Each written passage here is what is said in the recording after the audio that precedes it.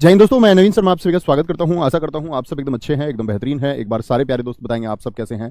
उम्मीद करूंगा एकदम बेहतरीन होंगे, एकदम शानदार होंगे। ककू, अनामिका, उदय, मंजू, शिवांशु, अभिनंदन, नीरज, कुमारी राखी, सुनीता, चंचल, विकास बाबू, धर्मपाल, कोमल शुक्ला, सारे प्यारे दोस्तों का बहुत स्वागत है। और आज हम लोग एक नया चैप्टर शुरू करने जा रहे हैं जिसका नाम है अविकारी शब्द। आप सब लोग जानते हैं पिछले 2 दिन यानी कि आपकी कक्षा नहीं हो पाई थी, फ्राइडे और थर्सडे में, ठीक है। तो चैप्टर तब शुरू नहीं हुआ था, चैप्टर को हम आज ही शुरू करने जा रहे हैं। तो बहुत ध्यान से सुनना, परीक्षा में एक प्रश्न आपका तय रहता ही है। और पिछली बार की बात करें यूपीएसआई की, तो किसी किसी परीक्षा में आपका 1 से 2 क्वेश्चन देखने को भी मिले हर सेट में। और बड़े आसान प्रश्न पूछे गए। मैं आपको बता दूंगा किस फॉर्मेट में पूछे जाते हैं, कैसे क्वेश्चन बनते हैं। अविकारी शब्द, एक नया चैप्टर हम लोग शुरू करने जा रहे हैं जिसका नाम है अविकारी शब्द, या जिसको हम अव्यय भी कहते हैं। अविकारी शब्द, या जो उसको मित्र हम लोग अव्यय भी कहते हैं, अव्यय भी कहते हैं, ठीक है। अव्यय से समझने का प्रयास कीजिए। अव्यय क्या अर्थ देता है अव्यय? देखो, हिंदी भाषा में अब हम लोगों ने जाना उपसर्ग को। ए उपसर्ग लगभग अर्थ किसका देता है? आप कहेंगे ए किसी के पहले लगता है तो बहुत सारे संदर्भ में उसका अर्थ होता है नहीं। जैसे अनाथ, जिसके माता पिता नहीं है। ऐसे ही आप सोच सकते हैं ऐसे अन्य शब्द। तो अव्यय, ए माने क्या होता है? ना। और व्यय किसको बोलते हैं? खर्च को, एक्सपेंडिचर को, जो खर्च ना हो। इसका मतलब क्या होता है? यहां खर्च होने से पैसा नहीं है ये। इसका मतलब होता है परिवर्तन से, यानी कि जिसमें परिवर्तन ना आए। क्या बोलेंगे? ना खर्च से मतलब होता है इसमें ना परिवर्तन, यानी जिसमें परिवर्तन ना आए। अच्छा भैया, परिवर्तन कैसे आता है पहले ये समझाइए, ठीक है। तो सबसे पहले मैं आपको कुछ शब्द बताता हूं, यहां ध्यान से देखना। अगर मैं मित्र आपसे बात करूं अविकारी समझने से पहले हमको विकारी समझ लेना चाहिए। आप लोग मुझे बताएं विकार का क्या अर्थ होता है? विकार का क्या अर्थ होता है? यह परिभाषा विकार की हमने वर्णमाला में पढ़ी थी। तो क्या बोलेंगे आप कहेंगे भैया विकार तो परिवर्तन को कहते हैं। तो विकार से मतलब क्या हुआ? परिवर्तन। तो मैं कह सकता हूं कि विकारी शब्द वे शब्द होते हैं, वे शब्द होते हैं जिनमें परिवर्तन आ जाता है, जिनमें परिवर्तन आ जाता है। ठीक है भाई साहब, इतनी बात में कोई दिक्कत? जिनमें परिवर्तन आ जाता है, ठीक है। यानी कि इनमें हम किस किस को रखते हैं? संज्ञा को, संज्ञा शब्द होते हैं। सर्वनाम शब्द होते हैं। क्रिया, क्रिया भी कैसा शब्द है? और आपका विशेषण, विशेषण, ये शब्द आपके विकारी शब्द है, विकारी शब्द है। बहुत सारे दोस्तों ने लिखा, साक्षी चतुर्वेदी जी परिवर्तन, अर्जुन सिंह जी परिवर्तन, आपने लिखा, बहुत ठीक लिखा है। देखना ध्यान से। कैसे जी? जैसे कोई एक विशेषण शब्द आप सोचिए, काला। क्या इस काला शब्द से आप बदल के अन्य शब्द बना सकते हैं? जैसे मैं बोलूं काला को हम बदल सकते हैं या नहीं? भैया बदलने का आधार क्या होता होगा? तो जो ये विकार आता है ना, ध्यान से समझना, वे शब्द जिनमें परिवर्तन आ जाता है। तो ये परिवर्तन जो आता है, ये परिवर्तन आता है लिंग वचन काल कारक की दृष्टि से। मैं ऊपर लिख देता हूं, यहां थोड़ी जगह है, समझेंगे भैया मेरी बात को मैं क्या कहना चाह रहा हूं। ये जो विकार आएगा, ये आएगा लिंग वचन, वचन काल कारक की दृष्टि से, कारक की दृष्टि से, कारक की दृष्टि से। देखेंगे जरा ध्यान से। जैसे कि काला को मैं क्या काली कर सकता हूं? भाई राकेश काला है और सविता काली है, हो सकता है या नहीं? मोटा का मोटी हो सकता है, पतला का पतली हो सकता है। तो ये क्या हुआ? ये लिंग परिवर्तन हो गया। काले कर सकते हैं जी, बहुत बढ़िया, वह सारे लोग काले हैं, सारे लोग काले हैं। तो यानी कि जो परिवर्तन होगा वह एक अर्थपूर्ण परिवर्तन होता है।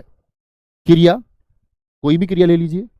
जैसे मैं बोलूं कि हमने बोला वह खाना खा रहा है, तो हम ये बदल सकते हैं उसको खाना खा रही है। रहा का रही कर सकते हैं, सहायक क्रिया है। रहा है, रही है, रहा है, रही है, ये सहायक क्रियाएं हैं, परिवर्तित हो सकती हैं या नहीं? बोलेंगे। सर्वनाम का, जैसे सर्वनाम शब्द होता है अपना या तुम का परिवर्तन हो जाता है या नहीं होता? तुम का, तुमने, तुमको कारक की दृष्टि से हम बदल लेते हैं। अपना, अपने बदल लेंगे या नहीं बदलेंगे? कोई संज्ञा शब्द आप लिखिए जिसमें परिवर्तन हो सकता है। जैसे कि पत्ता ले लेते हैं, जातिवाचक संज्ञा है, इसका पत्ती लिंग की दृष्टि से या बहुवचन की दृष्टि से इसको पत्ते हम कर सकते हैं या नहीं, कर सकते हैं भैया या नहीं। जैसे सड़क है, जातिवाचक संज्ञा, इसका सड़कें कर सकते हैं या नहीं कर सकते। मतलब किसी भी एक तरीके से लिंग, वचन, काल या कारक की दृष्टि से यदि अर्थपूर्ण परिवर्तन आ जाए तो विकारी शब्द होता है। इतनी बात में समझे? बोलेंगे नहीं भैया कालिया नहीं होगा। ठीक है, बोलेंगे एक बार इतनी बात समझ में आई, विकार आएगा तो क्या चार मानक रहेंगे? लिंग, मैं आपसे कभी भी पूछूंगा परिवर्तन के क्या आधार होते हैं, लिंग, वचन, काल या कारक, इन चारों में से कोई एक परिवर्तन आएगा, धीरे धीरे हम सीखेंगे भी है। ओके, तो अगर परिवर्तन आ रहा है तो विकारी शब्द है। ठीक है, इस बात को ऊपर कर दें। अविकारी का मतलब क्या हुआ आप बताएंगे? तो अविकारी का मतलब हुआ भैया ना परिवर्तन। इसका मतलब इन शब्दों में परिवर्तन नहीं होता है, इन शब्दों में परिवर्तन नहीं होता है। तो लिखेंगे क्या परिभाषा बनेगी? वही परिभाषा बनेगी और आप लोग अपनी भाषा में भी लिख सकते हैं। क्या परिभाषा मित्र बनती है? वे शब्द जिनमें लिंग, वचन, काल, कारक की दृष्टि से लिंग, वचन, काल और कारक की दृष्टि से कोई परिवर्तन नहीं होता, कोई परिवर्तन नहीं होता है, वे अविकारी अर्थात अव्यय, वे अविकारी अर्थात अव्यय शब्द कहलाते हैं। समझे मित्र परिभाषा? जैसे मैं कुछ उदाहरण आपको बताऊं, आप उनको परिवर्तन करने का या परिवर्तित करने का प्रयास करना। मैंने बोला, मैंने एक शब्द लिखा आपसे जहां, इसको परिवर्तित करिए अर्थपूर्ण, जहां, जो अर्थ जहां देता है, जैसे काला जो अर्थ देता है काली भी वही अर्थ देता है, रहा है जो अर्थ देता है रही है भी वही देता है, अपने और अपना वही अर्थ देते हैं, पत्ता और पत्ते या पत्ती वही अर्थ देते हैं। तो जहां को बदलने का प्रयास करेंगे। क्या जहां शब्द को आप बदल पाएंगे? देखना जरा ध्यान से दोस्त, जहां शब्द को आप बदल पाएंगे क्या? या मैं बोलूं वहां शब्द को आप बदल पाएंगे क्या? वहां। ठीक है, तो जहां की बात करें, या मैं आपको कुछ शब्द, किंतु शब्द है, इसको बदलिए, किंतु शब्द को बदलिए। किंतु, किंतु एक ऐसा शब्द है, किंतु एक ऐसा शब्द है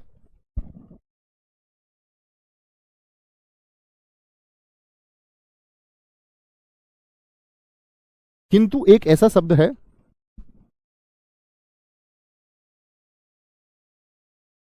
ठीक है, नहीं होगा जी, नहीं होगा, नहीं होगा, नहीं होगा, नहीं होगा। बहुत शानदार। तो क्या इसमें हम परिवर्तन कर पाते हैं? आप कहेंगे जी किंतु शब्द एक ऐसा शब्द है जिसमें परिवर्तन नहीं हो पाता है। समझ गए इस बात को? क्योंकि किंतु को हम नहीं बदल सकते हैं। मैंने बोला इसलिए को बदल के दिखाइए, इसलिए, इसीलिए नहीं होता, इसलिए होता है। इसलिए को परिवर्तित करके दिखाइए, और को परिवर्तित करके दिखाइए, और में आप कोई परिवर्तन कर सकते हैं? मैं बोलूं जैसे तथा शब्द है, तो ऐसा तो नहीं है कि आप तथा शब्द को परिवर्तित करके उसको तथो कर सकते हैं, तो आप कहेंगे जी नहीं कर सकते हैं। ठीक है, और, तथा, तथा, ठीक है।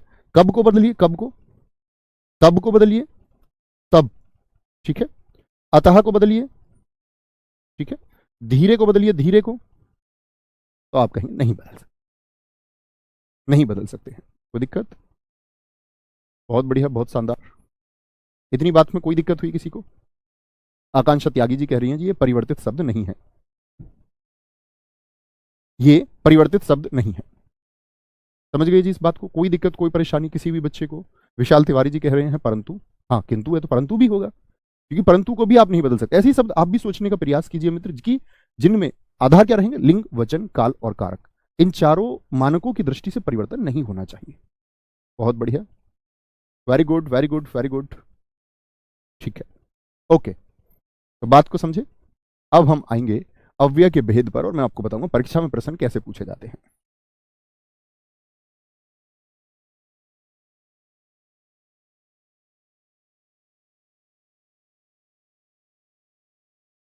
आएंगे जी। क्या मैंने बोला आपसे? अव्यय, अब मैं कहीं भी अविकारी शब्द को अव्यय लिख सकता हूं ना? तो हम चलेंगे अव्यय के भेद। भेद का अर्थ क्या हुआ? अव्यय के प्रकार, अव्यय के भेद।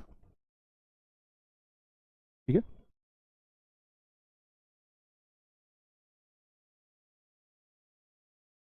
Very good very good.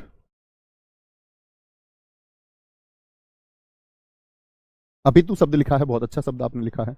एवं शब्द लिखा है, बहुत अच्छा लिखा है। पवन कुमार जी ने अवश्य शब्द को लिखा है, बहुत अच्छा लिखा है।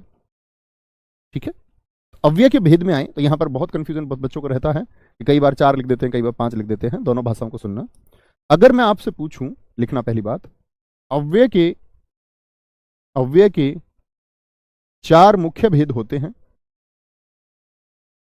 4 मुख्य भेद होते हैं।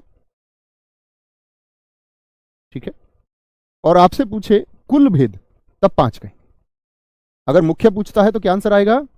4। अव्यय के, या पूछ ले आपके मुख्य शब्द का यदि इस्तेमाल कर रहा है, अव्यय के कुल भेद 5 होते हैं। एक और भाषा यहां पर लिख लेंगे, अव्यय के 4 भेद होते हैं। तीनों बातों का क्या मतलब है? यानी 3 तरीके से प्रश्न परीक्षाओं में पूछे जाते हैं। आपसे पूछ लेगा अव्यय के कितने भेद होते हैं, तब भी 4 लिखना है।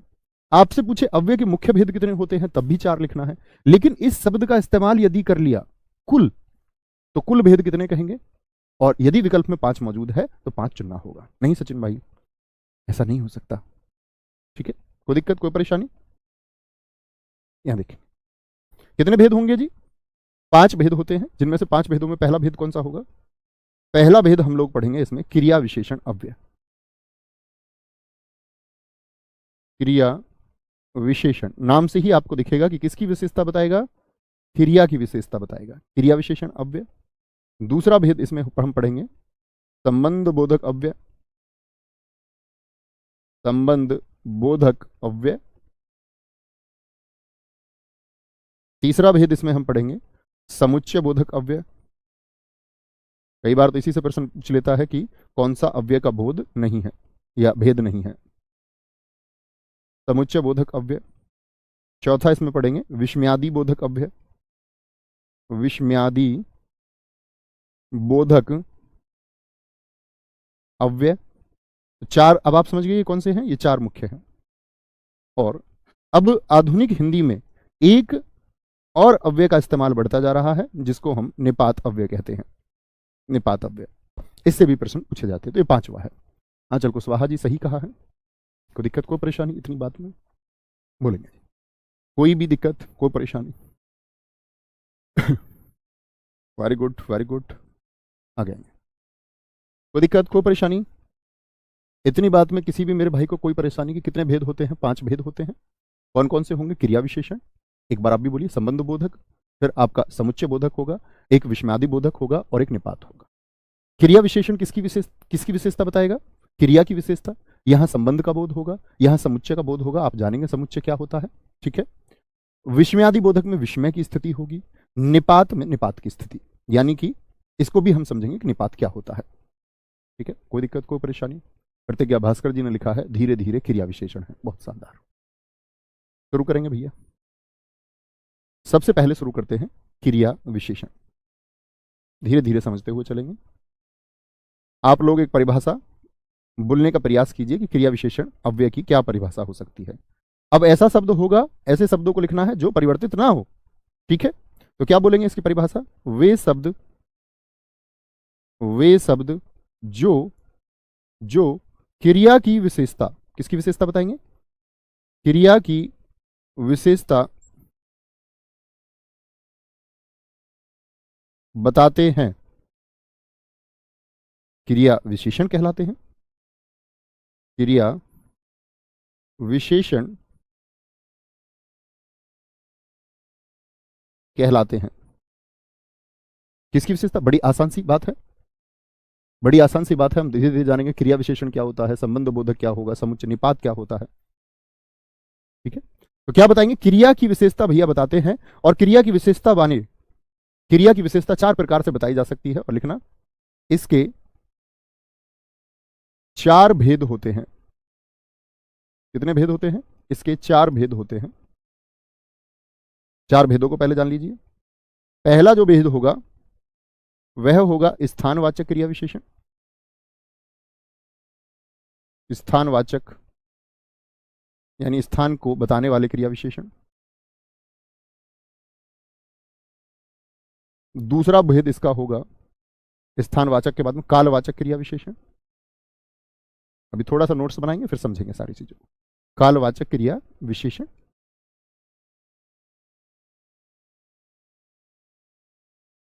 तीसरा होता है परिमाणवाचक क्रिया विशेषण। परिमाणवाचक क्रिया विशेषण।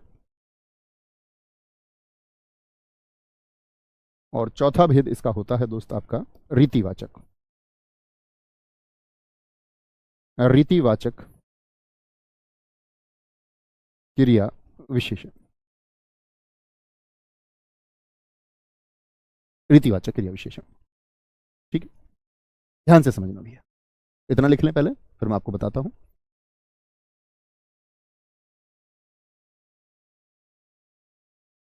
बहुत बढ़िया, मोहिनी एकदम ठीक लिखा है आपने बच्चों। देखना जी मित्र, तो स्थानवाचक क्रिया विशेषण की यदि हम बात करते हैं तो क्या बताएगा? नाम से ही आपको पता है कि ये किसका बोध कराएगा? स्थान का बोध। किसका बोध यानी किसका ज्ञान कराएगा? ये स्थान का बोध कराएगा। कालवाचक किसका कराएगा? समय का बोध। काल समय को कहेंगे, यानी वाक्य में आपको समय दिख जाएगा, क्रिया के साथ में समय का एक बोध हुआ होगा। परिमाणवाचक किसका बोलेंगे? माप तोल। परिमाण का मतलब क्या होता है? क्वांटिटी। ये माप तोल का बोध कराएगा। ठीक है। और रीतिवाचक क्रिया के होने के प्रकार को, क्रिया किस प्रकार से हो रही है। जैसे मैं बोल दूं वह धीरे धीरे चल रही है, तो वह चल रही है धीरे धीरे। क्रिया के होने के प्रकार को, होने के प्रकार का बोध होता है। प्रकार का बोध होता है, क्रिया किस प्रकार से होगी। ठीक है जी, कोई दिक्कत कोई परेशानी? बिल्कुल प्रशांत कुमार जी आपने ठीक लिखा है। प्रशांत जी ने लिखा है निपात किशोरी चंद्र वाजपेयी जी के अनुसार है। वेरी गुड, बहुत शाबाश। देखो जी, ये नोट कर लो पहले, फिर हम ये सीखते हैं कैसे हम लोग पता कराएंगे। क्या बोला मैंने? क्रिया विशेषण अव्यय वे शब्द या वे अविकारी शब्द जो क्रिया की विशेषता बताते हैं उनको क्रिया विशेषण अव्यय कहते हैं। और क्रिया विशेषण अव्यय के 4 भेद होते हैं: स्थानवाचक, कालवाचक, परिमाणवाचक और चौथा होगा रीतिवाचक। मैंने बताया स्थानवाचक क्रिया के स्थान का बोध कराएगा, कालवाचक क्रिया के समय का बोध कराएगा, और तीसरा आपका परिमाणवाचक क्रिया की बोलेंगे कि एक मात्रा को दर्शाएगा, मात्रा का बोध होगा। ठीक है। और रीतिवाचक क्रिया के होने के प्रकार को, जैसा बहुत अच्छा लिखा है रोहित जी ने, वह जोर जोर से रो रही है। तो क्रिया तो हो रही है, रो रही है, लेकिन किस प्रकार से हो रही है? तो क्रिया के होने के प्रकार को दर्शाता है रीतिवाचक। ठीक है, कोई दिक्कत कोई परेशानी? बोलेंगे कोई भी दिक्कत? आगे चलेंगे। भाई यूपीएसआई से कहाँ जीडी की तैयारी करने तुम चले हो? कह रहे कि जीडी हो जाएगा या नहीं होगा। ये यूपीएसआई का बैच है, तो यूपीएसआई के लिए तैयारी कीजिए जहां पर ग्रामर आती है। जीडी की हिंदी इतू सी है।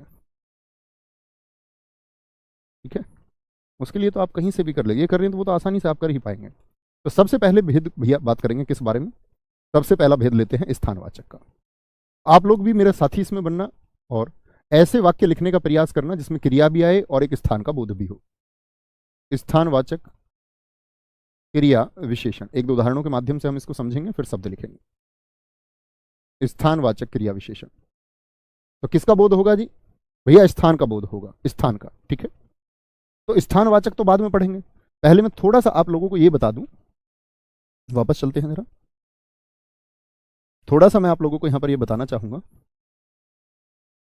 ये तो हमने जान लिया कि भेद कितने होते हैं। थोड़ी सी चीज और जान लो, पहले मैं आपको क्रिया विशेषण का ज्ञान करा दूं, तभी आप भेद अच्छे से समझ पाएंगे। जैसे समझे दोस्तों, मैंने लिखा शेर तेज भागता है। अभी मैं भेद की बात नहीं कर रहा हूं, अभी मैं पूछ रहा हूं सिर्फ शेर तेज भागता है, इसमें क्रिया विशेषण बताइए कौन सा है। इस वाक्य में क्रिया विशेषण आपको कौन सा शब्द लग रहा है जो क्रिया की विशेषता बताता है? एक बार बताएं, जो आपको लगता है कि वह क्रिया की विशेषता बताता हो। बताएंगे भाई साहब? सारे दोस्तों से मैं पूछूंगा तभी आगे आगे बढ़ेंगे। देखो शेर तो क्या हो गया, कर्ता हो गया, तो इसका तो कोई मतलब नहीं रहा, ठीक है। या हम बोलेंगे वो तो संज्ञा शब्द है, संज्ञा शब्द तो विकारी होते हैं, मैंने आपको बताया जातिवाचक संज्ञा है शेर। एक दोस्त ने कहा है भागना। मित्र भागना तो क्रिया होती है, और क्रिया तो मैंने अभी बता दिया ना आपको, क्रिया क्या होती है, क्रिया होती है विकारी। संज्ञा शब्द विकारी होते हैं सर्वनाम शब्द, क्रिया और विशेषण, ये चारों शब्द क्या होते हैं मित्र, चारों विकारी होते हैं। तो भागना कैसे हो सकता है, तो बचा क्या, तेज। यानी क्या क्रिया की विशेषता नहीं बताई इसने, कैसे भाग रहा है शेर, तेज भाग रहा है। मैं बोलूं कि मैं धीमे बोल रहा हूं, तो क्रिया कौन सी है इसमें, धीमे है क्या, नहीं जी। बोलना क्रिया है, तो क्रिया की विशेषता ढूंढिए कि क्रिया कैसी है। मैं क्या क्या बोल रहा हूं, धीमे बोल रहा हूं। आप तेज बोल रहे हैं, तो आप कैसे बोल रहे हैं, तेज बोल रहे हैं, तेज। तो कई बार जैसे हम विशेषण में कैसे से प्रकार बताते हैं, ठीक है, कैसे से। तो स्थानवाचक में इसी प्रकार बोध होगा आपका। किससे बोध होगा, कहां से बोध होता है, समझना अभी। और मैं आपसे भी प्रश्न पूछूंगा, कहां से भी हम पता लगा सकते हैं, कहां से लगाकर वाक्य में हम ज्ञात कर पाएंगे स्थान। कालवाचक में कैसे, कब लगा करके, कब लगा करके हम जान पाएंगे, समझेंगे मेरी बात को थोड़ा सा। कहां लगाकर, कब लगाकर, परिमाण कितना लगाकर, वाक्य में कितना लगाकर के जो सवाल जवाब आएगा वह परिमाणवाचक होगा। और रीतिवाचक में कैसे। तो मुझे बताइए, क्या आप बता सकते हैं इस वाक्य में शेर तेज भागता है, इसमें कौन सा क्रिया विशेषण है। भाई क्रिया विशेषण तो हम जान गए कि ठीक है, क्रिया की विशेषता बताता है, क्रिया की विशेषता बताता है। मैं आपसे पूछूं शेर तेज भागता है, इसमें कौन सा है, यहां लिख लेते हैं इसको एक बार, या कोई और बात कर ले। जैसे कि मैंने लिखा मोहन नीचे की तरफ जा रहा है, मोहन नीचे की तरफ जा रहा है। इस वाक्य में आप मुझे उत्तर देंगे तो मैं समझ पाऊंगा कि थोड़ा सा आप जान पाए, थोड़ा सा। देखिए तो पहले तो ये देखिए, जा रहा है क्रिया हो गई, तो क्रिया तो अव्यय हो नहीं सकती क्योंकि क्रिया तो विकारी शब्द है, मैंने बताया संज्ञा सर्वनाम क्रिया और विशेषण विकारी होते हैं। मैं देखूं मोहन, तो आप कहेंगे ये भी एक संज्ञा शब्द है, संज्ञा शब्द है, ठीक है। तो क्या आ गया आपका, नीचे की तरफ। तो नीचे की तरफ लिख लें या नीचे जा रहा है, तब भी तो बात एक ही है। तो पहले एक शब्द से समझा देता हूं। तो क्या यह कहां जा रहा है से बोध होगा, कि मैं बोलूं वह कहां जा रहा है, किससे बोध हो रहा है जरा बताएं। तो आप कहेंगे भैया स्थान का बोध हो रहा है, नीचे स्थान है एक, क्या बोलेंगे, स्थान का बोध होता है, स्थान का। भाई कितना से तो बता नहीं सकते कि कितना जा रहा है, ना कब जा रहा है, ना कहां जा रहा है। अब तुम बोल दो कि कहां जा रहा है, तो बोलो नीचे जा रहा है, तो ये तो सही अर्थपूर्ण नहीं हुआ ना। क्या बोलेंगे, कहां जा रहा है, क्या ये अर्थपूर्ण नहीं हुआ क्या, बताएं एक बार। तो आप कहेंगे नहीं भैया यही तो अर्थपूर्ण है। कहां जा रहा है, नीचे जा रहा है। कहां जा रहा है, बाहर जा रहा है। कहां जा रहा है, ऊपर जा रहा है। या क्रिया के होने के प्रकार का बोध, कैसे जा रहा है, ये थोड़ी पूछेंगे, कैसे से जवाब मिलेगा ही नहीं। सारे दोस्तों का उत्तर आया क्या कि जी स्थान है। और नीचे क्या हो गया, ये क्रिया विशेषण हो गया। तेज क्या हो गया, ये क्रिया विशेषण हो गया। समझे मित्र, इतनी बात में तो क्या लगा करके, कहां कब कितना और कैसे। ये रटने की चीज थोड़ी है कि आप ये याद करने लग जाओ। आप देखो ना, स्थान को हम कहां से ही पता कर सकते हैं। वह आगरा गया, कहां गया, आगरा गया। कालवाचक क्रिया विशेषण, वह 9 बजे गया, तो कितने बजे गया, 9 बजे गया। परिमाण, वह उससे बहुत प्यार करता है, कितना प्यार करता है, बहुत प्यार करता है। रीतिवाचक क्रिया विशेषण, ठीक है। तेज वर्षा हो रही है, वर्षा कैसे हो रही है, तेज हो रही है। शेर तेज भागता है, तो शेर तेज भागता है तो कहां भागता है, कब भागता है, कितना भागता है, या कैसे भागता है, तो तेज भागता है। तो शेर तेज भागता है, वो रीतिवाचक है, क्या मित्र। इतनी बात में किसी भी मेरे भाई को कोई परेशानी। तो स्थानवाचक क्रिया विशेषण किसका बोध कराएगी, मैं आपको बता चुका। आप कोई स्थान इसमें लिख सकते हैं, जैसे मैं बोल दूं गेंद ऊपर उछल रही है। अब आप मुझको ढूंढ के अब बताते रहेंगे, गेंद ऊपर उछल रही है, तो ऊपर क्या हो गया जरा बताएं, एक स्थान हो गया, ठीक है, एक स्थान हो, गेंद ऊपर उछल रही है। मैं पूछ लूं वर्षा में, वर्षा में कहां जाओगे, कहां जाओगे। तो क्या पूछ लिया मैंने, अब मैंने क्या पूछ लिया इनसे, कहां जाओगे, स्थान पूछ लिया मित्र। क्या पूछ लिया मैंने यहां पर, स्थान पूछ लिया। ओके, इस बात में कोई दिक्कत। कहां जाओगे जी? तो कहां मैंने क्या पूछ लिया, अंडरलाइन कर ले, रेखांकित कर लें इसको आप, ऊपर। तो ये सब क्या बता रहा है? आप भी वाक्य लिख सकते हैं ऐसे ही, स्थान स्थान स्थान स्थान। बहुत बढ़िया। एक दोस्त ने लिखा है मैं गांव जा रहा हूं, ठीक है। तो दोस्त मैं गांव जा रहा हूं, भाई की बात को ले लेते हैं जरा। इन्होंने लिखा है मैं गांव जा रहा हूं, गांव जा रहा हूं। क्या हमारे भाई साहब ने इन्होंने ठीक लिखा है वाक्य को? क्या आप बताएंगे? आप कहेंगे जाना क्रिया हो गई, तो क्रिया तो क्या होता है? तो क्रिया तो होता है दोस्त हमारा क्या, विकारी। तो ये तो नहीं होगा, क्योंकि क्रिया क्या है, विकारी होता है। हमको अव्यय ढूंढना है, इसमें अव्यय कहां है? मैं क्या हो गया? आप क्या बोलेंगे? मैं सर्वनाम हो गया। तो सर्वनाम भी क्या होता है मित्र? आप कहेंगे भैया सर्वनाम भी विकारी होता है। गांव क्या हो गया? संज्ञा शब्द हो गया। संज्ञा शब्द भी क्या होते हैं? विकारी। तो मित्र आपका वाक्य क्या हो गया? गलत हो गया। क्या बोलेंगे? वाक्य आपका क्या हो गया? गलत हो गया। ठीक है, बोलेंगे। बहुत बढ़िया, बहुत शानदार, बहुत अच्छा लिखा है, बहुत अच्छा लिखा है हमारे मित्र ने एक वाक्य कि शिवांश, शिवांश इधर आ रहा है, इधर आ रहा है। अब हम बता सकते हैं कि कहां आ रहा है। इधर आ रहा है, इधर। कहां रहा है? इधर आ रहा है। Very good.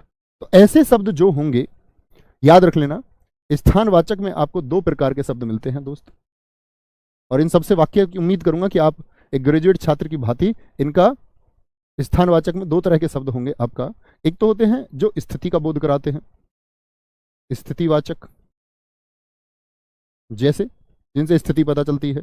कौन कौन से होते हैं? यहां, वहां, बाहर, भीतर, यहां, वहां, वहां, बाहर, बाहर से अंदर, बाहर अंदर हो गया, ठीक है। एक आपका पास होता है, पास वो आने लगे जरा जरा, दूर वो जाने लगे जरा जरा। पास होता है, दूर होता है, ठीक है। वह कहां जा रहा है? वह दूर जा रहा है। तो समझे, एक तो स्थिति वाले होंगे, और एक बोध कराएंगे आपको दूसरा जो दिशा का बोध कराते हैं। आप मुझे बता सकते हैं दिशा कितने प्रकार की होती हैं? दिशावाचक भी इसी में आएंगे। दिशावाचक कौन कौन से होते हैं जी? मैं आपको लिख के बताता हूं। जैसे हमने अभी लिखा था तीसरे उदाहरण में, देखिए इधर, ये दिशा का बोध कराता है। इधर, उधर, किधर, किधर जा रहे हो, किधर हो गया, ठीक है। दाएं, बाएं, सामने, मैं तेरे सामने, ऊपर, नीचे, नीचे, ठीक है। और भी अन्य हो सकते हैं दिशावाचक। तो दिशाएं कितनी होती हैं? आप कहेंगे भैया दिशाएं 10 होती हैं। तो आप जानते हैं उत्तर, दक्षिण, पूर्व, पश्चिम, एक उनके बीच की 4 दिशाएं, जिनको आप उत्तर पूर्व, दक्षिण पश्चिम में उत्तर पश्चिम कहते हैं। 2 दिशाएं और होती है, अधा अर्थात नीचे, और ऊर्ध्व अर्थात ऊपर। इनके अलावा अन्य कोई दिशा नहीं होती। बहुत सारे दोस्तों ने लिखा 4 तरह की होती है। तीर्थराज श्रीवास्तव जी ने लिखा था 10 प्रकार की होती है। कनिष्का जी ने दिशाएं 8 बताई थी। आज के बाद याद रखेंगे दिशाएं कितनी होती हैं? 10 होती हैं। 8 तो ये हो गई, 4 तो मुख्य आप जानते हैं, 4 उनके मध्य की हो गई, और 2 कौन सी होती हैं दोस्त? आपका ऊपर और नीचे। ऊर्ध्व ऊपर की तरफ, कोई चीज ऊपर की तरफ जा सकती है, कोई चीज नीचे की तरफ भी जा सकती है, ठीक है। बहुत बढ़िया, बहुत बढ़िया, बहुत शानदार, बहुत बढ़िया। अंकित शर्मा जी ने सबसे अच्छा उत्तर दिया है कि दिशाएं मुख्यतः 4 होती हैं, लेकिन कुल दिशाएं 10 होती हैं। बहुत शानदार। कुल ही मैंने आपसे पूछा था दिशाएं कितनी होती हैं। इन सबसे वाक्य बनाइए दोस्त। आपका बना पाएंगे? एक बार थम्स अप कर दो कि जी हम वाक्य बना सकते हैं। यानी कि आपको बोध वाक्य इस प्रकार से बनाना है, जैसे पूछे राकेश इधर आ रहा है, राकेश उधर जा रहा है, राकेश किधर जा रहा है, राकेश दाईं तरफ जा रहा है, राकेश बाईं तरफ जा रहा है, राधिका सामने जा रही है, ठीक है, राधिका ऊपर जा रही है, राधिका नीचे जा रही है। इस तरह से आप लिख सकते हैं। मोटरसाइकिल बाहर जा रही है। सलमान, एकदम ठीक वाक्य आपने लिखा है, आसानी से बना सकते हैं, ठीक है। कोई दिक्कत, कोई परेशानी? तो स्थानवाचक में चीजें क्या आएंगी? किसका? स्थान का। और बोध किससे होगा हमारा? आप कहेंगे भैया बोध होता है इसका कहां से, कहां से। दूसरा मैंने क्या बताया था आपको? कालवाचक। यहां किसका बोध होगा जरा बताएंगे? कालवाचक क्रिया विशेषण, यानी क्रिया की विशेषता बताई जाएगी, क्रिया की विशेषता बताई जाएगी, ठीक है? जैसे देखें, क्रिया की विशेषता काल के हिसाब से याद रखेंगे, वह अब पानी पी रहा है, ये मैं आपको लिखा सकता हूं कि काल में किसका बोध होगा? आप कहेंगे समय का बोध होगा, समय का। और समय के उस बोध में दोस्त पता कैसे लगाएंगे? मैंने बताया काल का बोध पता कैसे लगाएंगे? कब लगा करके। तो वह पानी पी रहा है, यानी एक समय का बोध होता है कि नहीं होता है? अब पी रहा है पानी भैया, अब समय का बोध हो रहा है। वह अब पानी पी रहा है, अब हो गया। ठीक है, जैसे मैं बोल दूं वह परसों दिल्ली जाएगी, वह परसों दिल्ली जाएगी। कब? परसों। तो मुझे बताइए इसमें क्या बोध हुआ आपको? समय का बोध हुआ। कब जाएगी? कब से पता? वह परसों दिल्ली जाएगी। ठीक है। तीसरा, महंगाई, जैसे मैं बोल दूं महंगाई आजकल बढ़ रही है, आजकल बढ़ रही है, बढ़ रही है। और यूपीएससी 2021 के आप प्रश्न देखेंगे तो बड़े साधारण प्रश्न इससे सिर्फ इतने इतने पूछे गए हैं कि वाक्य दे देता है और आपसे पूछ लेता है कि निम्नलिखित में से, जैसे एक वाक्य दे देगा वह अब पानी पी रहा है, इसमें क्रिया विशेषण का कौन सा भेद है। परीक्षाओं में तो प्रश्न इतने मात्र पूछे जाते हैं, 2021 नहीं कभी भी ऐसे ही प्रश्न पूछे जाते हैं। जैसे आपसे उसने पूछा वह परसों दिल्ली जाएगी, ये वाक्य लिख दिया और पूछा स्थानवाचक है, कालवाचक है, परिमाणवाचक है, या फिर आपका चौथा रीतिवाचक है। रीतिवाचक के सबसे ज्यादा उदाहरण परीक्षाओं में पूछे जाते हैं। ठीक है, बोलेंगे। अन्य वाक्य आप लिख सकते हैं, हम कल प्रयागराज गए थे, बहुत शानदार। भैया इतनी भीड़, ऐसा लगा शुरुआत में तो प्रोग्राम होगा ही नहीं। एक तो बच्चे ये नहीं है कि बात करने आए हैं कि हम लोग बैठे आराम से सुने, एक्साइटमेंट का लेवल इतना ज़्यादा होता है प्यार प्यार में कि सब लोग स्टेज आते हैं, कम से कम बैठे ही नहीं है, किसी की नहीं सुन रहे हैं। सब ने बोलिया, हमारे एंकर साहब थे अमर सर, उन्होंने खूब बोल लिया भैया बैठ जाओ, आप ही से मिलने आए हैं, काहे को सुन रहे वाले। अंकित भाटी सर ने खूब बोल लिया बैठने, नहीं बैठे। एक्साइटमेंट लेवल अब हमें लगा भाई अब कुछ नहीं होता है यहाँ, प्रोग्राम अब तो ऐसे समझो कि जाना पड़ेगा, क्योंकि भीड़ तुम्हें पता है बेकाबू हो जाती है, एक तरफ से आवाज़ उठती है, उठती चली जाती है। फिर बड़ी रिक्वेस्ट करी मैंने आके, एक छोटी सी बात बच्चों से बोली, मैंने बोला कि मैंने अगर तुम्हें अनुशासन सिखाया तो गवर्नमेंट जॉब इतना बड़ा संघर्ष है और हम कितना संघर्ष करते हैं उस नौकरी को लेने के लिए, यहाँ पड़ी कुर्सियों को अगर तुम मुझे लेके दिखा दो 30 सेकंड में, मैं ये समझूंगा तुम सरकारी नौकरी लेने के लायक हो। और 30 सेकंड में वो कुर्सियों पर आ गए। तो ऐसे समझो कि मतलब कि बड़ी आत्मा तृप्त हो गई। भैया बोले अब तो लगता कुछ हो पाएगा, फिर भी आधों सुनी आधों ने नहीं, तो धीरे धीरे बैठ गए। तो बहुत अच्छा लगा था वहाँ जाके भी। ठीक है, शायद इन फ्यूचर आएंगे आपके यहाँ भी। ऐसा होता है कि अगर 2-4 हज़ार बच्चे तक है ना तो चीज़ें चल जाती हैं, फिर उनके बीच से निकल जाओ, इससे ज़्यादा संख्या होने पर यह रहता है बीच के बीच में ही रह जाएंगे। जैसे आगरा में हुआ, आगरा में मतलब मेरे पैर नहीं टिके, मुझे नहीं पता भीतर से बाहर तक कैसे आया हूँ। जो डस्टबिन वाली वो कोने पे पोल नहीं होता, मुझे बहुत दूर से दिख रहा था ये पोल खतरनाक हो सकता है, क्योंकि मैं उसकी तरफ जाता, वो पोल लगा मेरे पेट में है, कोहनी, यहाँ कोहनी से लेकर के पेट तक, यहाँ तक मैं चला सारा का सारा। आ गया, कोई दिक्कत। कालवाचक की बात अगर हम करें दोस्त, अन्य वाक्य आप भी लिख सकते हैं। तो कालवाचक में सबसे बड़ी बात क्या होगी मित्र? आपका समय का बोध कराएगा। किसका बोध कराएगा? किसका बोध कराएगा? बोलेंगे एक बार। ठीक है, आगे आते हैं। जैसे इसमें क्या होंगे, कालवाचक की अगर बात करें हम, कालवाचक में आप इन सबसे वाक्य बनाना। एक तो आते हैं कालवाचक में जो सामान्य कालवाचक होंगे, सामान्य कालवाचक। सामान्य में कौन कौन से होंगे? जैसे सुबह बोल दिया मैंने, सुबह, सुबह से वाक्य बनाइए क्रिया का। वह सुबह पानी पी रही थी, ऐसे बोल दो, सुबह हो गया। आज कल होते हैं, आज हो गया, कल हो गया, कल। ठीक है, आज बोल दिया, कल बोल दिया, परसों बोल दिया, परसों। ठीक है, परसों, नरसों। बोले नहीं आजकल नहीं, अभी, अभी। ठीक है, तुरंत होता, अभी, तुरंत। ये सामान्य में आ जाते हैं।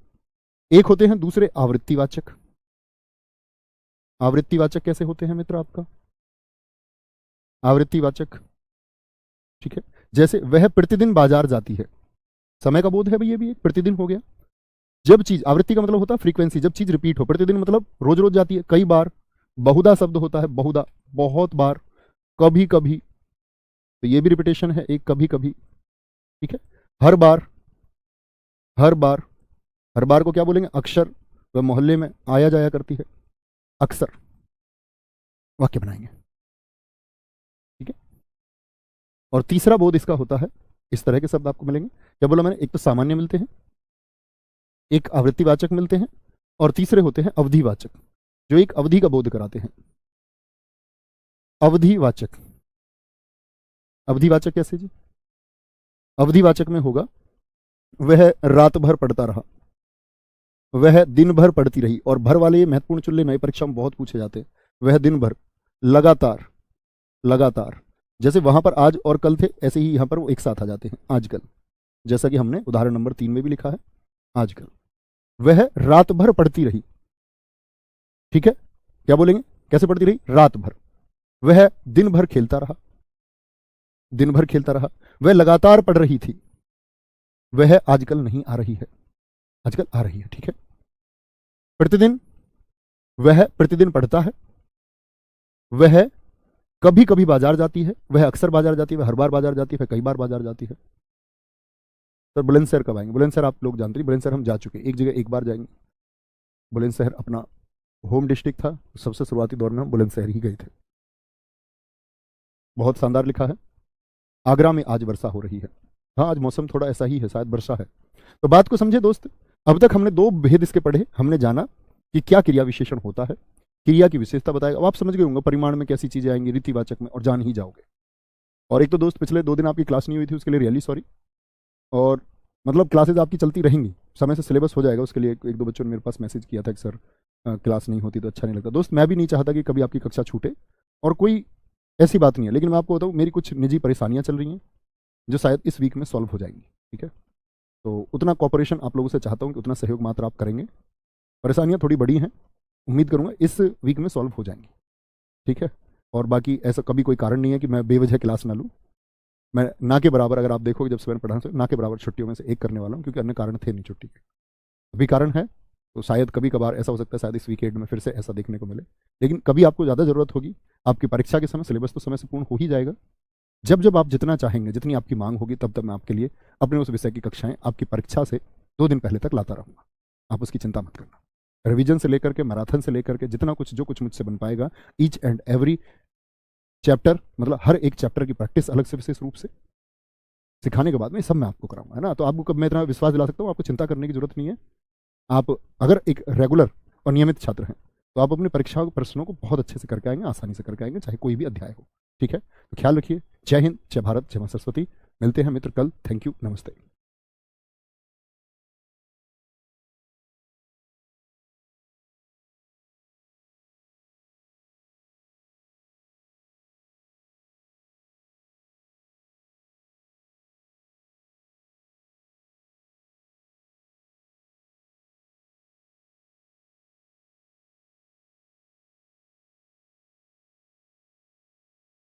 जय हिंद दोस्तों, मैं नवीन शर्मा आपसे का स्वागत करता हूं। आशा करता हूं आप सब एकदम अच्छे हैं, एकदम बेहतरीन हैं। एक बार सारे प्यारे दोस्त बताएंगे आप सब कैसे हैं।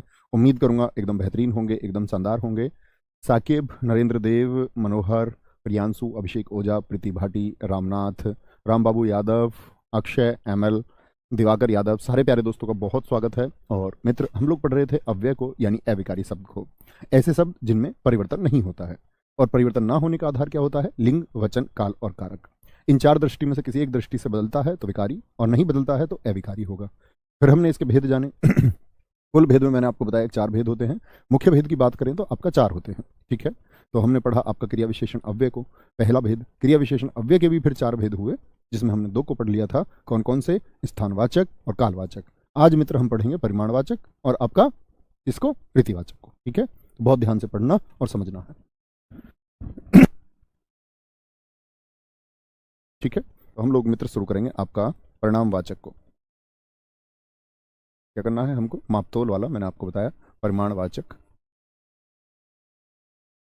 परिमाणवाचक। अच्छा मुझे बताइए, कल मैंने आपको बताया था इसकी पहचान कैसे करेंगे? परिमाणवाचक क्रिया विशेषण कैसे मित्र आप इसकी पहचान कर सकते हैं? एक बार मैं देखना चाहूंगा सारे दोस्तों का कि क्या वो लिख करके दिखाते हैं। तो आप कहेंगे जी कितना से भैया इसकी जान पहचान होती थी, ठीक है? कितना से, ठीक है? कितना, जैसे कि हम अगर बात करें, मैं अगर उदाहरण दूं आपको, उदाहरण है तुम बहुत दौड़े।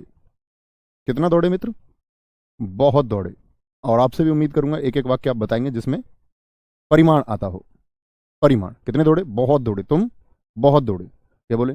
तुम थोड़ा खाओ, मात्रा को दर्शाएगा ना। तुम थोड़ा खाओ, तुम थोड़ा खाओ। जैसे एक वाक्य और हम लिख सकते हैं इसमें, मैं खूब चलता हूं, मैं खूब चलता हूं, मैं खूब चलता हूं। बहुत बढ़िया। अनन्या यादव जी कितना लिख रहे हैं, नीतू कितना लिख रहे हैं, बहुत शानदार। अवधेश कश्यप जी ने कहा जी मापतोल की बात आ जाएगी, बहुत शानदार। खाना यानी कि थोड़ा खाओ, कितना? थोड़ा। तुम बहुत खाते हो, हाँ वेरी गुड, बहुत अच्छा वाक्य आपने लिखा है, बहुत शानदार आपने लिखा है। देखिए, तो हमने एक बात जानी कि परिमाणवाचक में कितना से कितना चलते हो, खूब चलता हूं जी। कितना खाते हो, खूब थोड़ा खाता हूं जी। तो कितना दौड़ते हो जी, बहुत, यानी खूब दौड़ता हूं जी। ठीक है, तो इसमें क्या है कि जो परिमाणवाचक है इसमें भी कई स्थितियां होती हैं। अब मैं आपसे उम्मीद करूंगा कि हर एक प्यारा छात्र उन स्थितियों से एक वाक्य बनाएगा। जैसे परिमाणवाचक में हम बात कर लेते हैं आपका श्रेणी बोधक की। श्रेणी बोधक यानी ऐसे वाले शब्द जो श्रेणी में होते हैं। श्रेणी बोधक, जैसे श्रेणी बोधक होता है बारी बारी, बारी बारी यानी एक श्रेणी की बात करता है। कम से कम, कम से कम, इनसे वाक्य बनाएंगे मित्र आप इन शब्दों का इस्तेमाल करके। ज्यादा से ज्यादा यानी एक शब्द जब दो बार इस्तेमाल हो, ज्यादा से ज्यादा। ठीक है, जैसे हम बात कर सकते हैं भारी से भारी, भारी से भारी। भारी को नहीं लेंगे क्योंकि ये विशेषण की तरफ भी चला जाता है, फिर भारी को रहने दीजिए। भारी से भारी नहीं, थोड़ा से थोड़ा, थोड़ा से थोड़ा, थोड़ा से थोड़ा बनाएंगे वाक्य। एक एक वाक्य बनाने का प्रयास करेंगे। सारे मित्रों से मैं देखना चाहूंगा क्या वाक्य बनाते हैं। मेरी माँ मुझे खूब प्यार करती है, बहुत अच्छा वाक्य आपने लिखा। वह बहुत बोलती है, लक्ष्मी जी आपने भी ठीक लिखा है। बहुत अच्छा एक दोस्त ने वाक्य लिखा है, राहुल कम से कम खर्च करता है। वह बहुत बढ़िया, ज्यादा से ज्यादा पढ़ाई करता है। तो एक मतलब आपका दर्शा रहा है किसको, ज्यादा से ज्यादा परिमाण को दर्शा रहा है। चाउमीन कम से कम खाओ, थोड़ा थोड़ा अभ्यास कीजिए। हाँ ये भी एकदम ठीक है। देखो ये जरूरी नहीं है थोड़ा, थोड़े से थोड़ा ही इस्तेमाल हो। बहुत अच्छा वाक्य हमारे मित्र ने लिखा है, इसको हम थोड़ा थोड़ा इस्तेमाल भी कर सकते हैं, तो भी शुद्ध वाक्य बनेगा। थोड़ा थोड़ा मात्रा को दर्शाना चाहिए। हल्के से हल्का एक दोस्त ने हमारे ने लिखा है, जरूर हम इसको शामिल करेंगे। हल्के से हल्का, ठीक है, हल्के से हल्का, बहुत बढ़िया, वेरी गुड। सब बारी बारी से अंदर आए, बहुत शानदार। तुम ज्यादा से ज्यादा कितना दौड़ लोगे, मान सिंह जी बहुत अच्छा वाक्य लिखा है। विकास पाल जी ने एक बहुत अच्छा शब्द लिखा है, तिल तिल, तो वो भी रिपीटेशन है। मैं तिल तिल मर रही हूं, तिल तिल। वे क्या बोलेंगे, बारी बारी से काम करते हैं, बहुत अच्छा है। मैं कम से कम 10 वाक्य बना दूंगा, वेरी गुड। कम से कम, तो समझे, इस तरह से इसमें श्रेणी चलती है। तो इनसे वाक्य बनाएं। एक दूसरा आप अधिकता बोधक, ऐसे शब्द जो अधिकता का बोध कराते हैं। अधिकता बोधक कौन से होते हैं? जैसे अधिकता बोधक में आपके आएंगे मित्र कौन कौन से। एक आता है अधिकता बोधक में आपका खूब, जैसे अभी मेरी माँ मुझे खूब प्यार करती है, खूब हो गया। बहुत हो सकता है, बहुत, वह उससे बहुत ज्यादा प्रेम करती है, तो क्या बोले, अधिकता का बोध करा रहा है। ठीक है, और मैं उससे अत्यंत प्रेम करता हूँ। अति, अति तो अति भी तो ज्यादा को बोलते, अत्यधिक, क्या बोलते हैं, अत्यधिक बोलेंगे, अति अधिक अति। अब तो प्यार की अति ही हो गई। बहुत शानदार बनाएंगे, इन सबसे वाक्य बनाइए। खूब, बहुत, अत्यंत, अति से, ये अधिकता बोधक है, अधिकता बोधक। जैसे फिर आएंगे न्यूनता बोधक वाले। न्यून का मतलब क्या होता है, न्यूनता यानी कि कम से कम का, कम से कम का जो बोध कराएं। जैसे कुछ, कुछ दे दीजिए खाने के लिए, कुछ, कुछ मतलब थोड़ा। जरा, जरा होता है, थोड़ा होता है, थोड़ा, थोड़ा होता है। ठीक है, ये न्यूनता बोधक होते हैं। जैसे एक आता है इसमें पर्याप्त बोधक। पर्याप्त बोधक जो ऐसा बोध कराएगा कि पर्याप्त है, एनफ है। और पर्याप्त में क्या होते हैं, हाँ ठीक रहेगा, ये काफ़ी है, ये काफ़ी रहेगा। जैसे बोले बस अब रहने दीजिए, मतलब काफ़ी हो गया, बस, परिमाण का बोध करा रहा है। एक तुलना बोधक होते हैं इसमें, कौन से, तुलना बोधक होते हैं। तुलना बोधक का मतलब वहां पर एक तुलना होगी। जैसे कम, वह उससे कम है, वह उससे ज्यादा है, कम ज्यादा ये तुलना में आते हैं। कम हो गया, ज्यादा हो गया, इतना उतना अधिक, इतना उतना हो गया। ठीक है, वह उससे अधिक, आपको वाक्य में साफ ही दिख जाएगा, वह उससे ज्यादा प्रेम करती है। ठीक है, ये सब तुलना बोधक में आते हैं। जैसे कि एक बहुत अच्छा आता है इसमें, लगभग, लगभग, एक तुलना करते हैं कि हम बोले कि शहर लगभग 4 किलोमीटर दूर है, तो पक्का 4 थोड़ी, तुलना कर रहे हैं, एक लगभग 4। बहुत शानदार, लगभग 4 होगा। इन सब से एक एक वाक्य में सबका देखना चाहूंगा। तुम बहुत सुंदर लगती हो, बहुत अच्छा वाक्य बनाया है आशीष गुप्ता जी। जनरल डायर अत्यंत अत्याचारी था, बहुत बढ़िया मैंग जी, बहुत सुंदर वाक्य आपने लिख दिया। आप बहुत अच्छा पढ़ाते हैं। अन्य वाक्य बनाए दोस्त, बहुत हो गया, अधिकता बोधक हो गया। उसने जरा सा ही खाया, उपेंद्र पाल। हम लोगों ने प्रयागराज में खूब मजे लिए, अंकित मौर्य जी। नवीन गुरु जी मेरे दिल के अत्यंत करीब हैं, Nikhil Sharma ji, too much thank you. अच्छा वाक्य है। यूक्रेन अल्प विकसित देश होता जा रहा है, अल्प बोल सकते हैं, देखो बहुत अच्छा शब्द इन्होंने लिखा। न्यूनता बोधक में हम अल्प का भी इस्तेमाल कर सकते हैं। अल्प किसको बोलेंगे? थोड़े को, थोड़े को। Very good. थोड़ा सोच कर बोलना चाहिए, बिल्कुल न्यूनता बोधक हो गया। बात को समझे, एक बार थम्स अप कीजिए, कोई दिक्कत कोई परेशानी?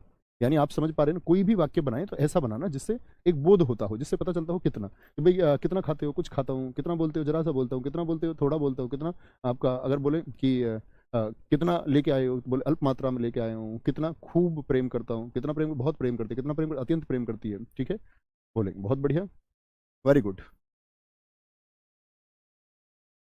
कोई दिक्कत कोई परेशानी? आगे चौथा बोध बताएंगे भैया। चौथा जो हमारा भेद था इसमें कौन सा था? चौथा था हमारा क्रिया विशेषण में रीतिवाचक। और प्रश्न यहीं तक हिंदी भाषा के खत्म हो जाए। इसके बाद तो कहते हैं अव्यय को बेवजह ढूंढना है। रीतिवाचक, क्रिया विशेषण, सबसे ज्यादा प्रश्न इन चारों से आते हैं, जो चार मैंने आपको अभी लिखाए हैं। चार वाक्य दे देगा और पूछ लेता है। आपको सिर्फ इतना काम करना है कि जब वाक्य आपके सामने लिखा हो तो सिर्फ उसमें जैसे मैंने आपको बताया, जैसे स्थान में कहाँ लगाएंगे, काल में कब लगा देंगे, परिमाण में कितना लगा देंगे, और रीतिवाचक में क्या बताया था रीतिवाचक की पहचान। तो आप कहेंगे रीतिवाचक की पहचान भैया आपने बताई थी, कैसे का प्रयोग करके कर सकते हैं। जैसे कुछ वाक्य लिखते हैं। अमित ध्यान से चलता है, अमित ध्यान से, ध्यान से, अमित ध्यान से चलता है, ठीक है। तो बताइए मैंने कैसे बताया, अमित कैसे चलता है? क्या बोलोगे? ध्यान से। ये क्या हुआ? ये रीतिवाचक हुआ, अमित ध्यान से चलता है। सिद्धि धीरे धीरे चलती है, सिद्धि धीरे धीरे चलती है। कैसे चलती है? धीरे धीरे चलती है। कैसे से जवाब मिल जाएगा। जैसे तीसरा वाक्य मैं आपके लिए लिखूं, कैसे, तो कैसे को भी शामिल करते हैं इसमें। जैसे मैं बोलता हूँ घनश्याम कैसे आ गया, घनश्याम कैसे आ गया, घनश्याम आ गया कैसे, क्योंकि कैसे भी इसी इतिवाचक में शामिल होता है। कोई दिक्कत कोई परेशानी? जासमीन अंसारी जी एकदम ठीक है, सौरभ तिवारी जी एकदम ठीक है, अमन सविता।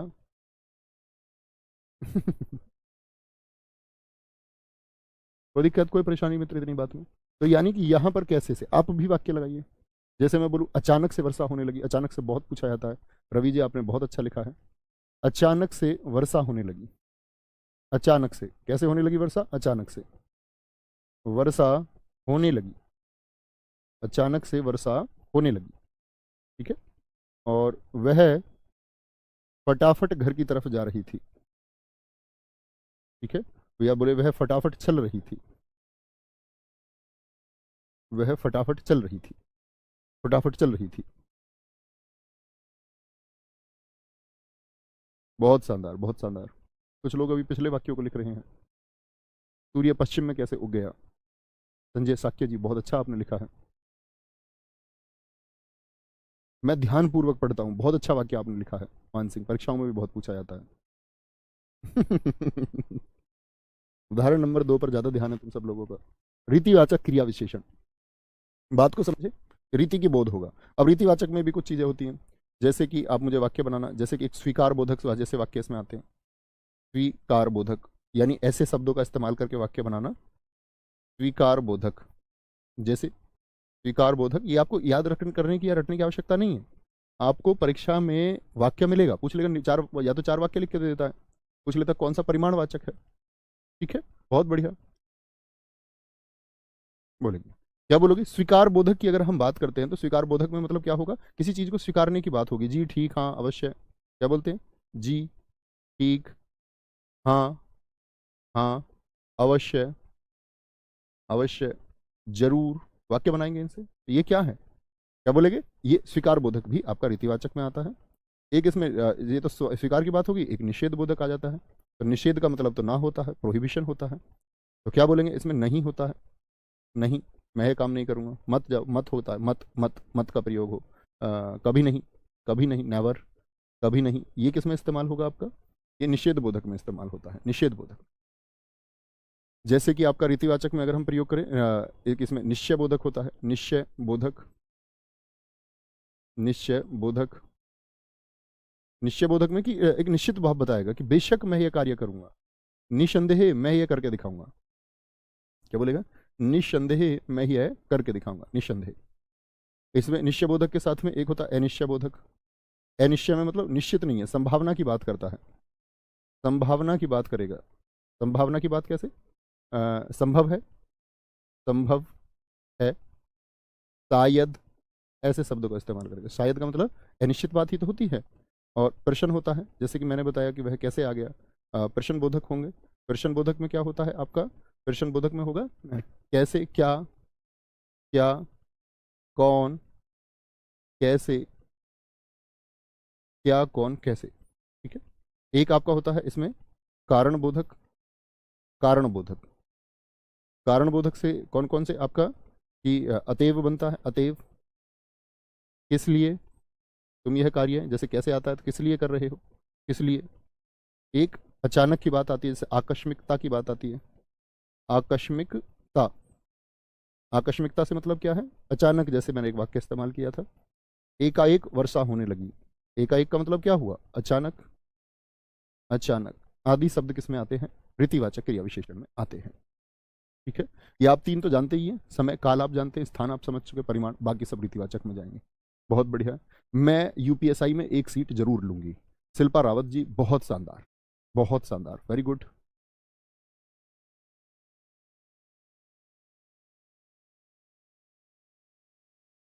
सर जी कैसा तो परिवर्तित हो रहा है, कैसे कैसे कर सकते हैं इसका, कैसे कर सकते हैं मित्र, मैंने जो चार आधार बताए उसके आधार पर देखिए। जैसे मैं वाक्य लिखूं, रोहन यह कार्य कैसे करता है, तो आप रोहन की जगह लिंग बदल के देखिए, सविता लिखिए, तो आपके वाक्य में क्या कैसे परिवर्तित होगा, आप बोलेंगे सविता यह कार्य कैसे करती है, तब भी कैसे कैसे ही रहेगा, है ना। जी हम ठीक है, मुझे पढ़ाई अवश्य करनी है, अवश्य करनी है, बहुत शानदार, बहुत पूछा जाता है, बहुत पूछा जाता है। मैं जरूर दरोगा बनूंगा और जरूर आपसे मिलूंगा, बहुत शानदार। किताब धड़ाधड़ छिप रही हैं, बहुत शानदार, प्रशांत कुमार जी बहुत अच्छा लिखा है, वेरी गुड। जी हमें मंजूर है, विकास बहुत शानदार लिखा है।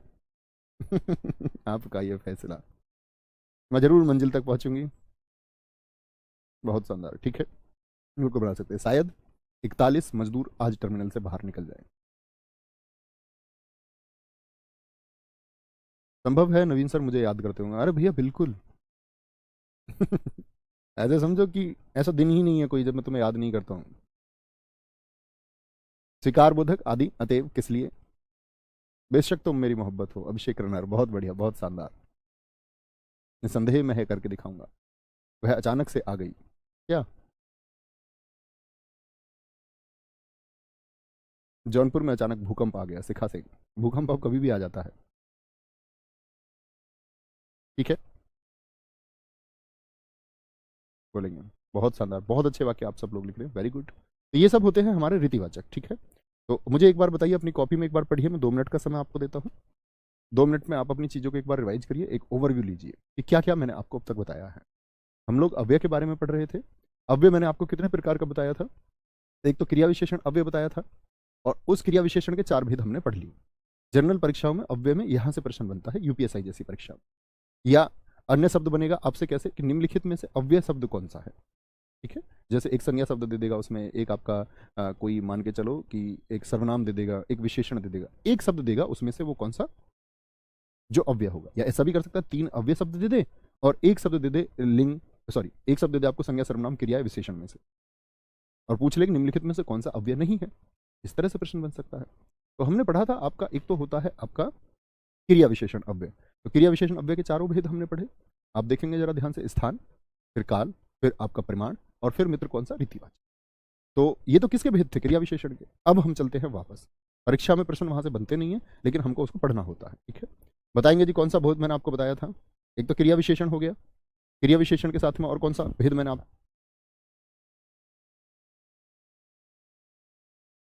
एक बार बताएंगे मित्र, सारे दोस्त बताएंगे।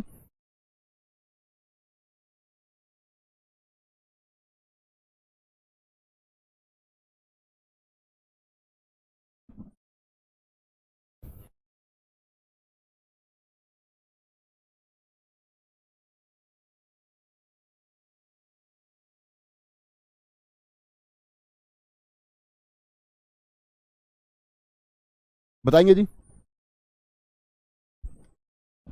तो कौन से की तरफ हमको बढ़ना होगा, बहुत शानदार। अब हम बढ़ेंगे आपका किसकी तरफ, बोलेंगे एक बार भैया, अब बढ़ेंगे हम आपका समुच्चय बोधक की तरफ। समुच्चय बोधक,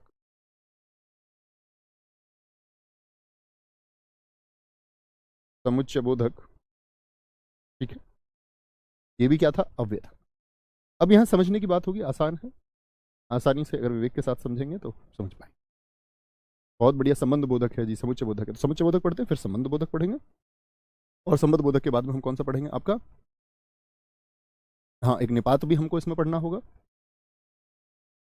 वेरी गुड, बहुत अच्छा आप लिख रहे हैं। संबंध बोधक, समुच्चय बोधक, फिर विस्मयादि बोधक पढ़ेंगे, और फिर पढ़ेंगे हम आपका निपात को, ठीक है। तो समुच्चय बोधक को देखिए जरा ध्यान से। अब समुच्चय का मतलब क्या होता है, ध्यान से देखना। दो दो शब्दों, दो शब्दों, वाक्यों या वाक्यांशों को जोड़ने वाले, वाक्यांश मतलब वाक्य का एक अंश, वाक्यांशों को जोड़ने वाले, जोड़ने वाले शब्द समुच्चय बोधक कहलाते हैं। क्या कहलाते हैं, समुच्चय बोधक, समुच्चय बोधक कहलाते हैं, समुच्चय बोधक कहलाते हैं, ठीक है।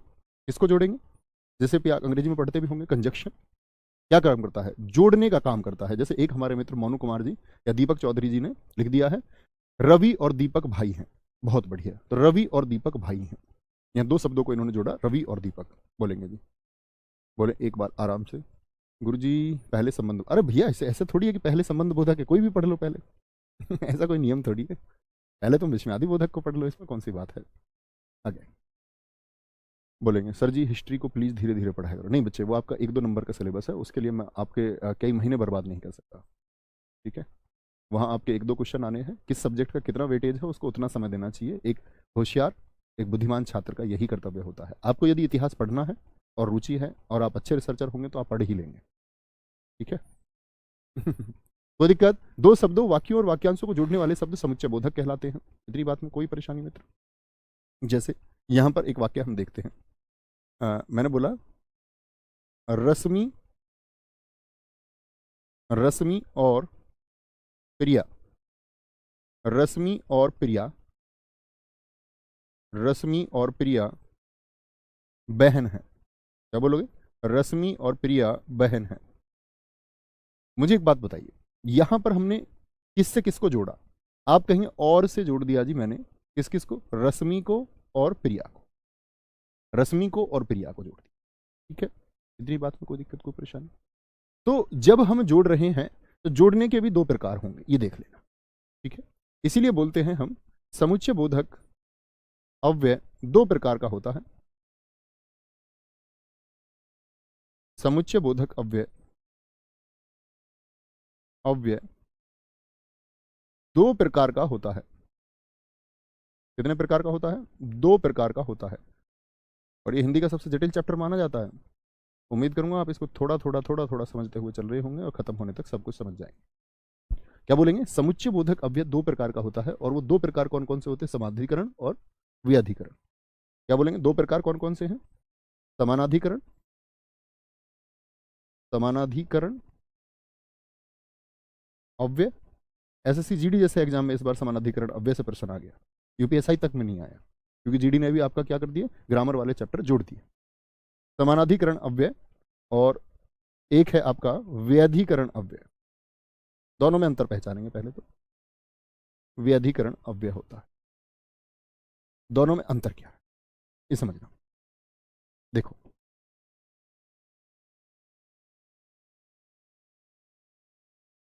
जो समानाधिकरण अव्यय होगा, जो समानाधिकरण अव्यय होगा, ये याद रख लेना, मुख्य वाक्यों को जोड़ते हैं। मुख्य वाक्यों को, अंतर समझना दोस्त बहुत ध्यान से, ये मुख्य वाक्यों को जोड़ते हैं। और अगर मैं व्यधिकरण अव्यय की बात करूं तो यहां पर हम लिख सकते हैं ये प्रधान वाक्य से, अब आपके दिमाग में प्रश्न आएगा प्रधान वाक्य क्या होता है। प्रधान वाक्य से आश्रित उपवाक्य को जोड़ते हैं। दोनों ही चीजें मैं बताऊंगा। आश्रित उपवाक्य को, आश्रित उपवाक्य को, आश्रित उपवाक्य को जोड़ते हैं। आश्रित तो समझते हैं ना, निर्भर, निर्भर, जैसे यूपीएसआई में होता मृतक आश्रित परीक्षा, तो उसमें क्या है कि जो उन पर निर्भर करते थे। अच्छा भाई साहब, यहां पर समझना, समुच्चय बोधक के अव्यय दो प्रकार का होता है। मैंने बोला समानाधिकरण का मतलब हो गया मित्र क्या कि मुख्य वाक्यों को जोड़ते हैं। तो मुख्य वाक्य में आप समझना जरा उदाहरण के माध्यम से, यदि मैं समझाऊं आपको, जैसे सुनंदा खड़ी थी, सुनंदा खड़ी थी और अलका बैठी थी, और अलका बैठी थी। अब वे ढूंढिए। अब ऐसा तो नहीं बोलोगे सुनंदा, ये तो संज्ञा हो गया, खड़े होना क्या हो गया आपका, ये क्रिया हो गई, अलका संज्ञा हो गई, बैठना संज्ञा हो गई, तो बचा क्या, थी, ये क्रियाएं हो गई, सहायक क्रियाएं। आप कहेंगे जी और है। अब देखिए, सुनंदा खड़ी थी, एक वाक्य तो ये हो गया, पूर्ण वाक्य है, सुनंदा खड़ी थी। अलका बैठी थी, ये भी मित्र पूर्ण वाक्य है कि नहीं है, यस और नो, एक बार आंसर करें। दोनों पूर्ण वाक्य का मतलब जब वाक्य अपना पूरा अर्थ दे रहा हो तो वही मुख्य वाक्य होता है। क्या बोलेंगे, वही मुख्य वाक्य होता है। ठीक है, जैसे कि अगर मैं देखूं, एक हमारे बच्चे ने बहुत अच्छा, स्वाति, ठीक लिखा है बहन एकदम, मैं शादी में आती तो परंतु काम लग गया। अब देखो इसी इनके वाक्य को लिखते हैं। जैसे कि क्या लिखा इन्होंने व्यधिकरण में, मैं शादी में आती तो, शादी में आती, क्या बोलेंगे, अब आती की बात हो गई और इसमें बोले मैं शादी में आती तो, नहीं ऐसा नहीं बोल सकते, गलत हो जाएंगे बच्चों आप। मैं शादी में, इसको थोड़ा सा मॉडिफाई करना पड़ेगा हमको, मुझे शादी में आना था, मुझे शादी में आना था इसलिए मैं बाजार गई। मुझे शादी में आना था इसलिए भागना पड़ा, ऐसे लिख लो, इसीलिए भागना पड़ा। अब पूर्ण वाक्य वाली, तो देखो प्रधान वाक्य क्या है, काम क्या करना था, काम मुख्य था कि शादी में आना था या शादी में जाना था, ये प्रधान वाक्य हो गया। लेकिन इस पर आश्रित कौन सी बात है, निर्भर कौन सी कर गई कि इसीलिए भागना पड़ा। भागना पड़ा अपने आप में पूर्ण वाक्य नहीं है, उस बात पर निर्भर करता है। जैसे एक और वाक्य हम देखें, दूसरा वाक्य आप लिखें यहां पर, मेरी अंग्रेजी दुर्बल है, मेरी अंग्रेजी दुर्बल है, अंग्रेजी दुर्बल है, क्या बोला, मेरी अंग्रेजी दुर्बल है, अतः आप मेरी सहायता करो, अतः आप मेरी सहायता करो, अतः आप मेरी सहायता करो। बताएंगे जी, इसमें ढूंढेंगे अव्यय कहां पर है, एक बार अव्यय ढूंढेंगे। जैसे कि यहां पर भी हम दूसरा वाक्य ले सकते हैं, श्रेष्ठ कार्य करो, श्रेष्ठ कार्य करो, एक आश्रित भाव आपको दिखेगा, श्रेष्ठ कार्य करो जिससे माँ बाप गर्व कर सके, जिससे माँ बाप, माँ बापू गर्व कर सके, गर्व कर सके। ठीक है, अब ऐसा नहीं कि माँ बापू ही चाहने लगे कुछ गलत कार्य तुम कर दो। मैंने देखा है एक व्यक्ति को रिश्वत के बारे में समझाते हुए अपने बच्चे को, रिश्वत लेनी चाहिए उस एक पक्ष में कोई दिक्कत, बात समझे, श्रेष्ठ कार्य करो जिससे माँ बाप गर्व कर सके, तो क्या हो गया इसमें, आश्रित हो गया कि श्रेष्ठ कार्य करोगे तभी माँ बाप गर्व करेंगे। शादी में आना था तो भागना पड़ा। ठीक है, जैसे हम देखें आपसे, यदि कुछ करना है या मैं बोल दूं, यदि यदि दरोगा बनना है, यदि दरोगा बनना है तो पढ़ना पड़ेगा, तो पढ़ना पड़ेगा। यहां यदि और तो दोनों क्या हो गए, तो निर्भर किस बात पर करेगा, दरोगा बनना आश्रित हो गया पढ़ने पर, पढ़ना पड़ेगा, पढ़ना पड़ेगा। बहुत बढ़िया, जिससे एकदम ठीक लिखा है, मान सिंह, अनिल चौधरी।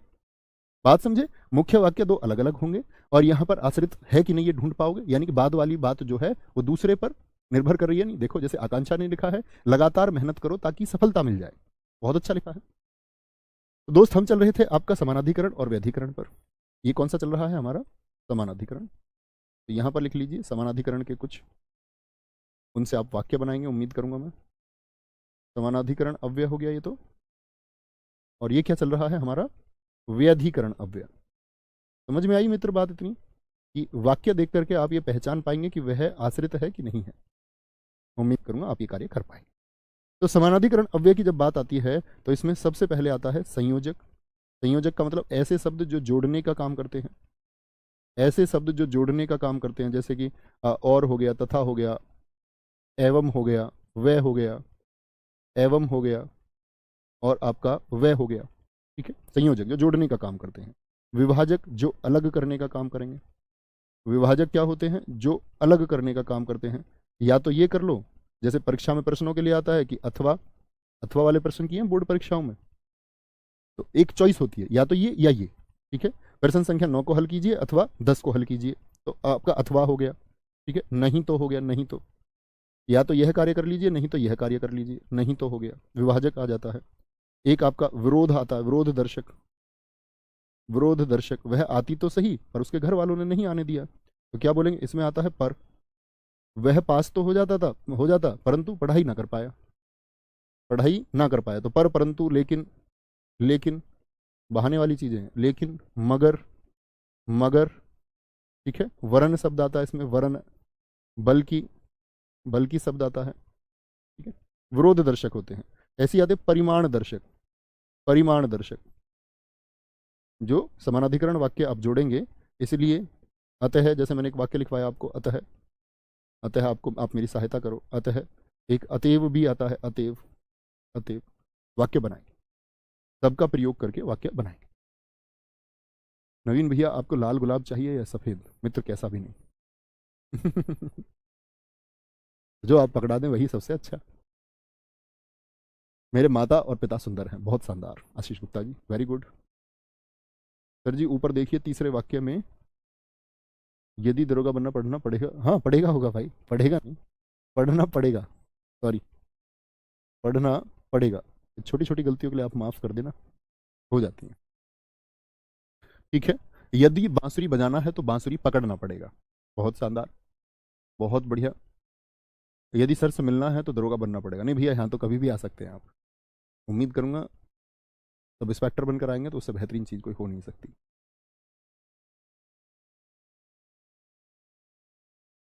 आप बनेंगे। ठीक है, तो इन सब से वाक्य आप बना सकते हैं। ऐसे ही व्याधिकरण से होता है। व्याधिकरण की यदि हम बात करें, व्याधिकरण की यदि हम बात करें, ठीक है, तो व्याधिकरण में भी कुछ प्रकार होते हैं। जैसे यहाँ पर एक होता है आपका उद्देश्यवाचक, उद्देश्यवाचक होता है। उद्देश्यवाचक से मतलब होता है ऐसे शब्दों का इस्तेमाल करें जो, जो कि, जो कि, ताकि, ताकि जैसे शब्दों का इस्तेमाल होता है। जो कि, ताकि होता है, ताकि। ठीक है, जिससे जैसे शब्दों का इस्तेमाल होता है, जिससे माँ बाप गर्व कर सके, ऐसे वाक्य मैंने आपको लिखवाया, जिससे। ये तो उद्देश्यवाचक होते हैं। फिर आपका इसमें संकेतवाचक आता है, जिसमें संकेत दिया जाता है। जैसे मैंने एक वाक्य उदाहरण 3 में ही दिया आपको। ठीक है, जो सो, जो सर्वनाम में आपने किए थे, जो सो, आपका यदि तो, यदि तो, ये एक साथ आएंगे। ठीक है, यदि तो, जो सो, संकेतवाचक होते हैं। एक स्वरूपवाचक होते हैं, स्वरूपवाचक। स्वरूपवाचक से मतलब होगा,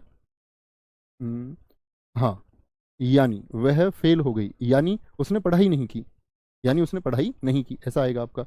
एक कारण आता है जिसमें कारण दर्शाएगा, और आश्रित वाक्य होगा। आश्रितता आपको आराम से दिख जाएगी, क्योंकि, चूंकि, इसलिए, क्योंकि, चूंकि, चूंकि, इसलिए, इसलिए मैं नहीं आया। एक वाक्य, प्रधान वाक्य लिख के आश्रितता दिखाएगा। ठीक है, आश्रितता दिखाता है। राहुल भैया और नवीन भैया गहरे मित्र हैं। बिल्कुल, एकदम सही बात है।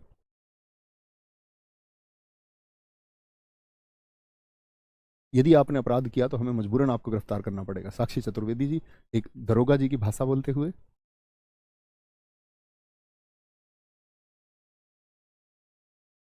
कोई दिक्कत, कोई परेशानी, तो वो दिख जाएगा। तो ऐसा नहीं करना कि ये इसलिए यहाँ पर भी है, यहाँ पर भी है। ठीक है, इसलिए वो वाक्य पर निर्भर करेगा। वाक्य पर निर्भर करेगा। जैसे कि मैं अगर बात करूं आपका कि वाक्य आश्रित है कि नहीं है, इस बात पर निर्भर करेगा। वेरी गुड, बहुत शानदार, कोई दिक्कत, कोई परेशानी। इसके बाद हमारा विस्मयादि बोधक बहुत छोटा सा है, संबंध बोधक बहुत छोटा सा है। संबंध बोधक को पढ़ेंगे, विस्मयादि बोधक को और निपात को पढ़ेंगे। ओके, अभी शुरू करेंगे और एक बार आप लोग आराम से देख लेंगे कि आपने क्या पढ़ा है। अच्छे से पढ़ते जाइए और आगे चलते रहिए। ठीक है, थैंक यू, मिलते हैं कल। बाय बाय, टेक केयर, जय हिंद, जय भारत, नमस्ते।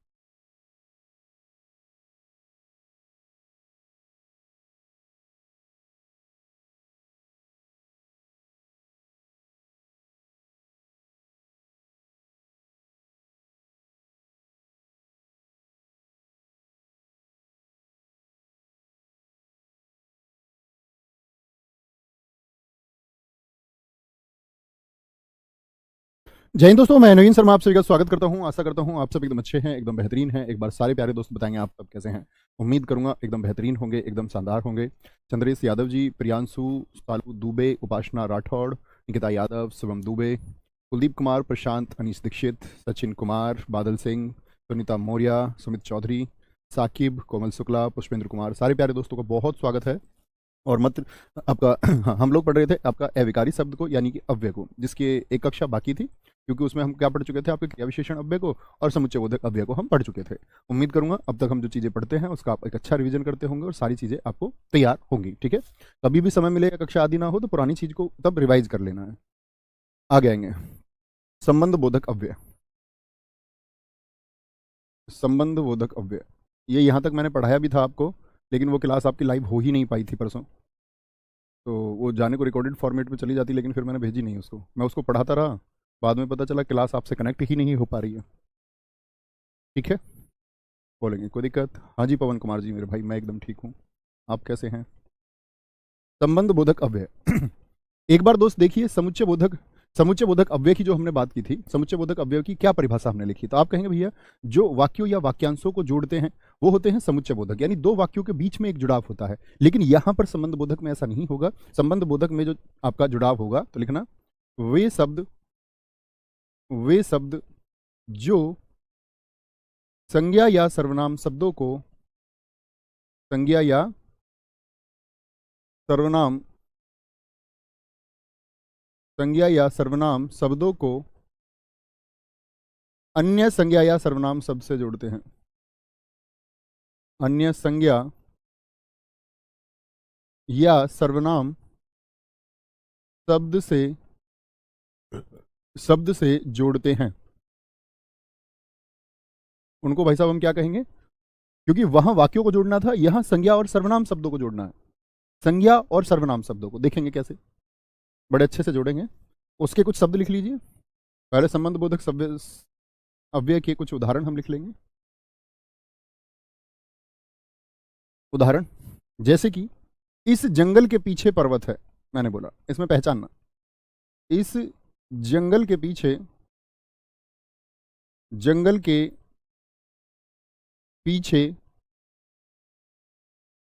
पर्वत है। मुझे बताइए इसमें संबंध बोधक अव्यय क्या है? कौन से दो संज्ञा शब्द जोड़े रहा?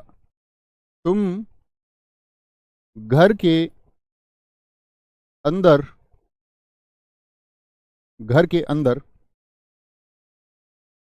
चोर को ढूंढो। घर के अंदर चोर को ढूंढो। तीसरा, चंचल चंचल मित्रों के साथ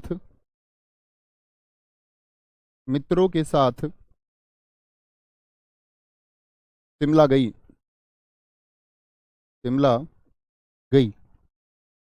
चौथा, विद्यालय के सामने विद्यालय के सामने कुछ लोग खड़े हैं। इसमें भी पहचानने का प्रयास करेंगे। देखिए क्या बोलेंगे जी, ध्यान से देखना। मैंने बोला संज्ञा शब्द, देखिए संज्ञा शब्द है जंगल, भाई वन एक संज्ञा शब्द हो सकता है, पर्वत भी एक जातिवाचक संज्ञा है। किस किसने इन दोनों को जोड़ दिया, के पीछे। तुम घर के अंदर, घर, चोर के अंदर, चंचल मित्रों के साथ, मित्रों, शिमला, ये दोनों क्या हैं, आपके संज्ञा शब्द हैं। और इनको किसने जोड़ दिया, के साथ। कुछ सर्वनाम शब्द है, विद्यालय एक जातिवाचक संज्ञा है, के सामने, के सामने। गगन प्रताप सिंह जी आपने एकदम सही उत्तर दिया है दोस्त, हैप्पी बर्थडे टू यू अभिषेक। पूजा सिंह, पूनम यादव, बहुत शानदार। बात को समझे, कोई दिक्कत कोई परेशानी। तो संबंध बोधक अव्यय क्या होगा, जो शब्द संज्ञा और सर्वनाम को अन्य संज्ञा या सर्वनाम से जोड़ते हैं। जैसे अन्य कौन कौन से हो सकते हैं, आपसे भी मैं सोचूंगा कि आप भी प्रयास करके बनाइए। जैसे इसमें हमने बनाया के पास, नहीं लिखा है, के पास, इससे वाक्य बनाइए। के ऊपर, इसका प्रयोग करके एक वाक्य आप लोग बनाएंगे। के ऊपर, से दूर, से दूर, इसका प्रयोग करके वाक्य बनाएंगे। के कारण, और दोनों तरफ संज्ञा होनी चाहिए। के लिए, के लिए, के भीतर, के ओर, के ओर, ठीक है। जैसे के पीछे है तो के आगे, दरवाजे के आगे बबीता खड़ी है, के आगे हो जाएगा। के साथ हम लिख चुके, के साथ। के निकट लिख सकते हैं, के निकट, शहर के निकट मंदिर है, ठीक है। और आपका के सामने हम लिख चुके। के पहले, आगे तो लिख लिया, के पहले। के विरुद्ध, के विरुद्ध, इन सबसे वाक्य बनाइए। तो आपको दिखेगा कि यहां वाक्य को नहीं जोड़ा जा रहा है। समुच्चय बोधक और संबंध बोधक में अंतर समझ में आ गया, थम्स अप करें। समुच्चय बोधक में तो क्या होता था, जोड़ने के बाद में एक वाक्यांश होता था, और पहले भी एक वाक्य होता है। वहां पहले एक वाक्य बाद में एक वाक्य, लेकिन यहां वाक्य नहीं है। यहां तो जो जुड़ाव होगा वो किनका है, संज्ञा शब्दों का है। भारत के उत्तर में तिब्बत है, सुमित कुमार जी बहुत अच्छा लिखा है। मोहन के पास एक पुस्तक है, सूर्या जी बहुत अच्छा आपने लिखा है। राधा पेड़ के पास खड़ी है, मनीषा जी आपने ठीक लिखा है। घर के ऊपर से हवाई जहाज जा रहा है, अजीत सिंह जी आप एकदम ठीक लिख रहे हैं, बहुत बढ़िया बोलेंगे, बहुत शानदार। राम के पास गाय है, बहुत गजब लिखा है। ट्रेन पटरी के ऊपर चलती है, बहुत बढ़िया। अब इसमें देख लेना, के ऊपर के बाद में क्रिया शब्द है या संज्ञा सर्वनाम शब्द है, ये जरूर देख लेना, क्योंकि मैं आपको संज्ञा और सर्वनाम पढ़ा चुका हूं।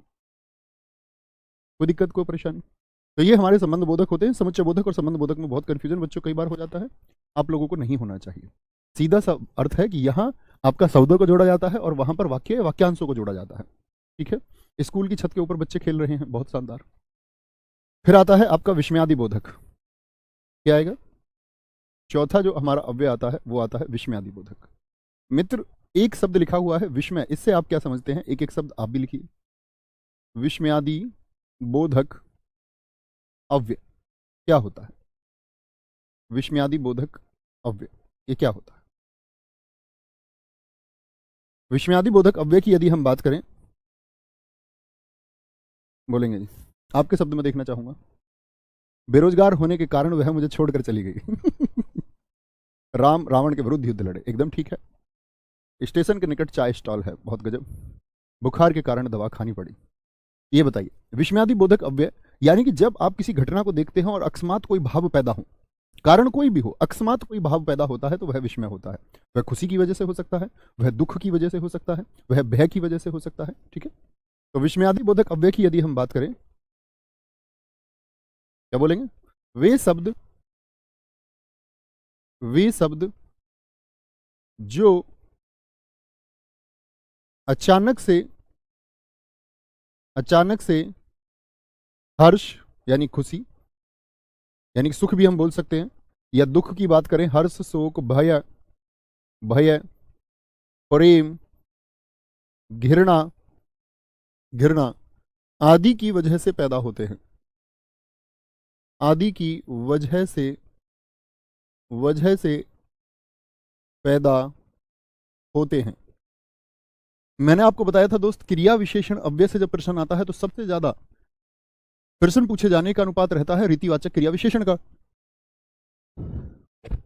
और यदि मैं आपसे बात करूं कि पूरे अगर हम बात करें समुच्चय बोधक, संबंध बोधक, क्रिया विशेषण, और तो सबसे ज्यादा चांस होते हैं यूपीएसआई आप पिछले को देखेंगे तो सबसे ज्यादा प्रश्न जो पूछे गए वो विषमादि बोधक अव्यय से पूछे गए हैं। मनीषा जी ने तो लिख भी दिया है, वाह तुम सब इंस्पेक्टर बन गए, वेरी गुड। तो एकदम से जब हम आश्चर्य में पड़ जाए क्या होगा, आश्चर्य में जो हम पड़ जाते हैं, ठीक है, तो वे शब्द, अच्छा ये तो हम लिख ही चुके, वे शब्द आगे बात करेंगे। ये प्राय है लिखना, वे प्राय है वाक्य के शुरुआत में प्रयोग होते हैं, वाक्य के शुरुआत में, और सबसे अच्छी बात है कि इनका साइन है अपना, आराम से देख के आप पहचान सकते हैं, प्रयोग होते हैं। कौन सा चिन्ह होता है इनका, ये चिन्ह होता है, ठीक है। जैसे कि एक वाक्य आप भी लिख के दिखाइए मुझे, अभी एक बच्चों ने लिखा था उसी को लिखेंगे, वह तुम सब इंस्पेक्टर बन गए, वह तुम, शाबाशी, खुशी का भाव पैदा हुआ, तुम उपनिरीक्षक, क्या बोलोगे, उपनिरीक्षक बन गए, वह तुम सब इंस्पेक्टर बन गए। एक एक वाक्य आपसे भी उम्मीद करूंगा। बहुत, राजा माथुर जी ने बड़ा अच्छा लिखा है, हट, चेतावनी दे दी, हट, इसे छूना मत, इसे छूना मत, बहुत शानदार, हट इसे छूना मत। जूली देवी जी ने लिखा है, अरे आप यहां, वेरी गुड, अरे आश्चर्य, आप यहां, अरे आप यहां, बहुत शानदार। हाय ये क्या हुआ, हाय दुख का भाव है, ये क्या हुआ, क्या हुआ तेरा वादा, हाय ये क्या हुआ, बताएंगे जी, आप लिख सकते हैं सब, वेरी गुड, अरे आप आगे, बहुत शानदार, हे राम, बिल्कुल होगा प्रशांत कुमार जी, बहुत शानदार। कुछ लोग वहां से ही बनाने लग गए, एक बार वहां लिख दिया उससे हटके बनाइए ना, जो लिख चुके हैं उससे अलग बनाया करो। तो यहां देखेंगे, इसमें आपको शब्द बनाने हैं। जैसे सबसे पहले मैंने लिखा था हर्षबोधक, खुशी वाले कौन कौन से होते हैं, तो खुशी वालों की अगर हम बात करते हैं इसमें कि जो खुशी का भाव पैदा करते हैं वो होते हैं आहा, आहा, क्या बोलेंगे, आहा, आनंद आ गया, तुम जीत के आए हो, आहा हो गया, आहा, ठीक है। और आपका वहा हो सकता है, वहा, वहा, साबास, साबास होता है, साबास, ये हर्षबोधक होते हैं जो खुशी को पैदा करते हैं। एक दुख को पैदा करने वाले होते हैं जिनकी वजह से दुख पैदा होता है। वाक्य आप बना सकते हैं इन सबका प्रयोग करके। शोक बोधक की बात करें, हाय, हाय, हाय हो गया, जैसे हम बोले शोक को पैदा कर रहा है, ठीक है। नहीं, आहा को हमको यहां लाना चाहिए, सॉरी, आहा बोलना चाहिए हमको, हर्षवर्धक को आहा कहेंगे, आहा, आनंद आ गया, आहा नहीं बोलते, आहा, आहा मैं मर गया, ऐसे, तो वो तो दुख में ही पैदा होगा, हाय और आहा हो गया, उफ, कास, उफ होता है, उफ, दुख हो रहा है, उफ, कास, त्राही त्राही, बाप रे बाप, त्राही त्राही, बाप रे बाप, कोई तो बचाओ, बाप रे बाप, बाप रे बाप, ठीक है, बहुत बढ़िया, वेरी गुड, शाबाश, तुमने ठीक उत्तर दिया। समीम अंसारी जी एकदम सही है, लिखा है आपने। छी छी, कितना गंदा पानी है, धीरेन्द्र कुमार जी, वेरी गुड। तो शोक बोधक होता है आपका, ऐसे ही होता है चेतावनी बोधक, जैसे अभी इन्होंने बोला था एक वाक्य, नाम भूल गया मैं बच्चे का, जिन्होंने हट से वाक्य बोला था, चेतावनी बोधक होते हैं। हट, खबरदार, जो मेरी किसी चीज को हाथ लगाया, खबरदार, ठीक है, सावधान, आगे 4000 वोल्ट का खतरा है, सावधान। जैसे कि आपका इसमें घृणा आता है, जैसे अभी आपने छीछी कहा था, घृणा बोधक होता है, किसी चीज को देख के जब घृणा पैदा हो, छी छी, मम्मी छी छी, लड़कियां बहुत कहती हैं शब्द छी छी, थू थू, मैं तो उसके घर भी ना जाऊं, बड़ा धिक्कार है, क्या बोलोगे आपका, ये घृणा बोधक होता है, घृणा बोधक हो गया। और आपका जैसे घृणा बोधक में हट भी आ सकता है, ऐसा नहीं है कि एक में ही आएगा, वो चेतावनी बोधक भी कब हो जाएगा, जब हटने की बात की जाएगी, वो तो वाक्य पर निर्भर करेगा। घृणा बोधक हो गया। एक क्रोध बोधक होता है जो गुस्से में बोला जाता है, क्रोध बोधक का मतलब होता है चुप, एकदम से बोल दे शुरुआत में, चुप, कोई नहीं बोलेगा, हटो, बोलेंगे, कोई दिक्कत कोई परेशानी, बहुत शानदार, उफ मैं परेशान हो गई, हाँ बिल्कुल ठीक लिखा है एकदम से। वह मेरा नियुक्ति पत्र, आ गई नियुक्ति पत्र, आ गया बच्चों, आ गई नहीं, गलत वाक्य लिखोगे तो फिर कैसे नियुक्ति पत्र आएगा? स्वीकृति बोधक, जहां पर परमिशन की बात होगी, स्वीकृति बोधक। स्वीकृति मतलब जहां पर एक परमिशन मिल रही होगी। इसमें जैसे वाक्यों में मिल गया, हाँ तुम यह काम कर सकते हो, ऐसे बोल दिया शुरू में, ठीक है, हाँ हाँ जाओ कर लो, हाँ हाँ, हाँ हाँ, ठीक है, ऐसे बन गया आपको। अच्छा, अच्छा ठीक है, जी आप कर लीजिए, वाक्य की शुरुआत में जी आप कर लीजिए, ठीक है, स्वीकृति मिल गई। और स्वीकृति के बाद में आता है आपका संबोधन।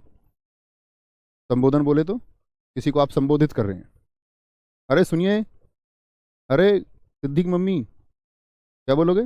अरे, अरे सिद्धि के बच्चों सुनो, ऐसे बोल दे, अरे सुनो, ठीक है, भाई जरा बाजार चले जाना, अजी सुनते हो, अजी सुनते हो, ठीक है, अजी सुनते हो। ऐसे ही आपका आता है एक, सॉरी, एक आता इच्छा बोधक। इच्छा बोधक, इच्छा का बोध करा देता है, जैसे कि काश, बहुत पूछा जाता है ये वाक्य, काश, ऐसे बोलते हैं ना, काश, कुछ भी सोच लीजिए, काश मैं देश का प्रधानमंत्री होता, काश मैं मुख्यमंत्री होता, काश मैं राज्यपाल होता, ऐसे लिखेंगे जी, वाक्य आप बना सकते हैं। अजी सुनते हो, हाँ अमित यादव जी बिल्कुल सुनते हैं, अरे इधर को आओ नहीं, परीक्षा में ऐसा नहीं लिखा मिलेगा, इधर इधर इधर, इधर को आइए, नहीं। सैन जहान कह रही है काश मैं प्रधानमंत्री बनी होती। अभी कौन सा चांस खत्म हो गया तुम्हारा? अभी तो बड़ी कम उम्र है, अभी तो शायद आप लोकसभा जाने की उम्र भी तुम्हारी नहीं हुई हो, बहुत सारों की तो लोकसभा में भी बैठ पाओ, राज्यसभा तो बाद का ऑप्शन है, अभी सब कुछ जीवित है, प्रयास कीजिए। भैया गाना भी तो है, काश कहीं ऐसा होता दो दिल होते सीने में, एक टूट भी जाता इश्क में तो तकलीफ ना होती जीने में। वाह, बहुत गजब। कोई दिक्कत? हाँ एक से ज्यादा में हो सकते हैं, वहां शोक की बात होगी, ठीक है, कोई दिक्कत नहीं। ठीक है जी, इतनी बात में किसी को कोई दिक्कत कोई परेशानी? बोले एक बार।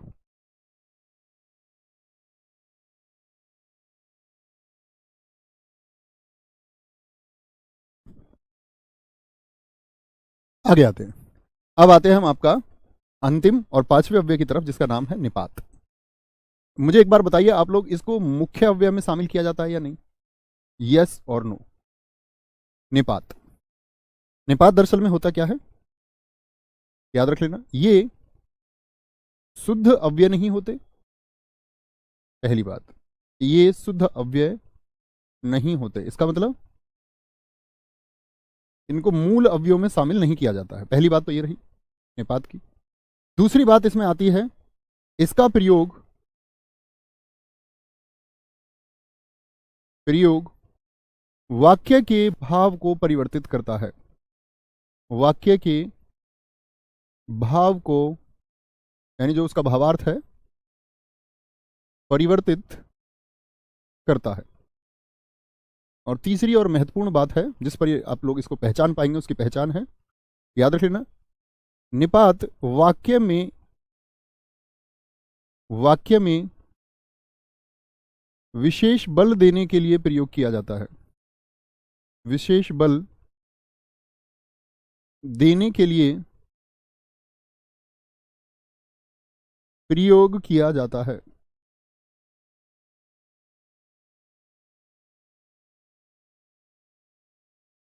विशेष बल देने के लिए। लोकेश चौधरी, काश, अभी वहीं आप, काश में नवीन सर का बेटा होता है, यार ये कौन सी बात है मेरे दोस्त, आप अपने भाई हैं, एकदम भाई, तम भाई, थैंक्स फॉर दिस लव। क्या बोलोगे? निपात अगर हम बात करते हैं तो वाक्य में जोड़ देगा, देखो जैसे मैं बोल दूं सुनीता बाजार जाएगी, लेकिन मैं जोर देके बोलूं सुनीता ही बाजार जाएगी, भाई सुनीता बाजार जाएगी में कहीं अव्यय है? ये बताइए मुझे, पहले इसमें अव्यय ढूंढिए। सुनीता बाजार जाएगी, मैं पहले तो ये तो जान लूं कि तुम अव्यय के बारे में थोड़ा बहुत जानते हो या नहीं।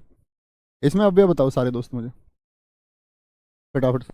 सुनीता बाजार जाएगी, हाँ काश हो सकता है दोनों में, बिल्कुल हो सकता है। थैंक यू पुष्पेंद्र कुमार जी, सारे दोस्त एक बार उत्तर देंगे सुनीता बाजार जाएगी में, आराम से लिख लेंगे एक बार, लेकिन उस पर विचार भी करेंगे फिर।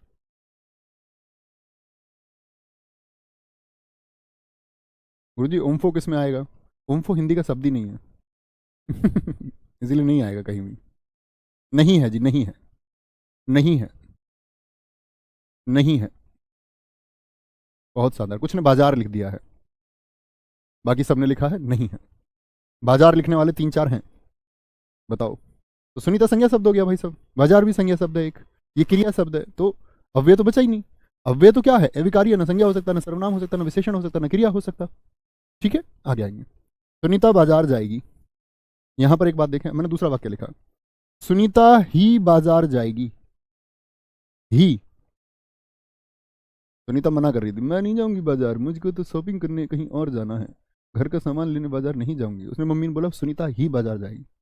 अब बताइए, तो क्या बोलेंगे भैया? जो वाक्य में क्या बोलोगे? विशेष बल देने के लिए प्रयोग किए जाते हैं, विशेष बल, तो ही से विशेष बल दिया गया। ठीक है, जैसे बोले सिद्धि ने ही, सिद्धि ने ही सारी बातें की, सारी बातें की, ही तो जोर दे दिया वाक्य में। या हम देखते कि सिद्धि ने सारी बातें की, तो आपका जोर नहीं दिया जा रहा है कहीं भी। मैं बोल दूं ही, अगर हम बोले आकाश ने ही, आकाश ने ही सविता को मारा, सविता को मारा, अब वो तो कारक है, ने कारक है, कर्ता कारक, लेकिन ही क्या है? ही निपात है। ही क्या है? ये निपात है, निपात। ठीक है, मैं भी उसके साथ जाऊंगा, उसके साथ जाऊंगा। समझे जी मित्र? मैं भी, अब मैं ऐसे बोलता, मैं उसके साथ जाऊंगा, ठीक था वाक्य, मैं उसके साथ जाऊंगा, लेकिन बोलूं मैं भी उसके साथ जाऊंगा। अब बोलिए मैं भी सब इंस्पेक्टर बनूंगा, अब ये कॉमन बात थी, मैं सब इंस्पेक्टर बनूंगा, साधारण वाक्य था, लेकिन जब आपने भी दिया, मैं भी सब इंस्पेक्टर बनूंगा, तो भी आपने क्या जोड़ दिया है? जोड़ दिया है। ठीक है, आ गया, कोई दिक्कत कोई परेशानी? बहुत शानदार,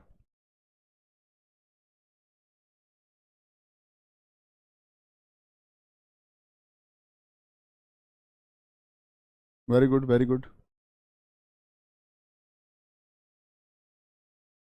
राम ने ही रावण को मारा, आशीष गुप्ता जी एकदम ठीक लिख रहे हैं, कोई दिक्कत?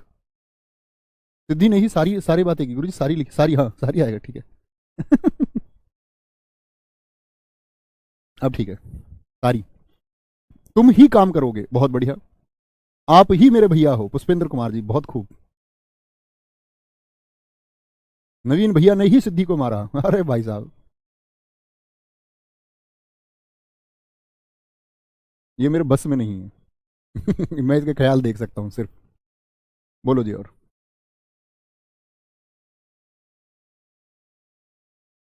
बहुत, देखो एक अच्छा वाक्य लिखा है समीम अंसारी जी ने, जैसे धन कमा लेने से जीवन नहीं चलता, लेकिन उन्होंने एक वाक्य जोड़ा, धन कमा लेने मात्र से जीवन नहीं चलता, तो एक मात्र यानी जोर दे दिया उन्होंने वाक्य में, धन कमा लेने मात्र से जीवन नहीं चलता। बहुत बढ़िया, वेरी गुड। आपको 100 रुपए मिलेंगे, और साथ में जो एक अच्छा वाक्य लिखा है मंजू जी ने, उन्होंने लिखा है आपको 100 रुपए मात्र मिलेंगे, तो मात्र क्या है? जोर देने के लिए है। मेरी वर्दी खाकी ही होगी, वेरी गुड।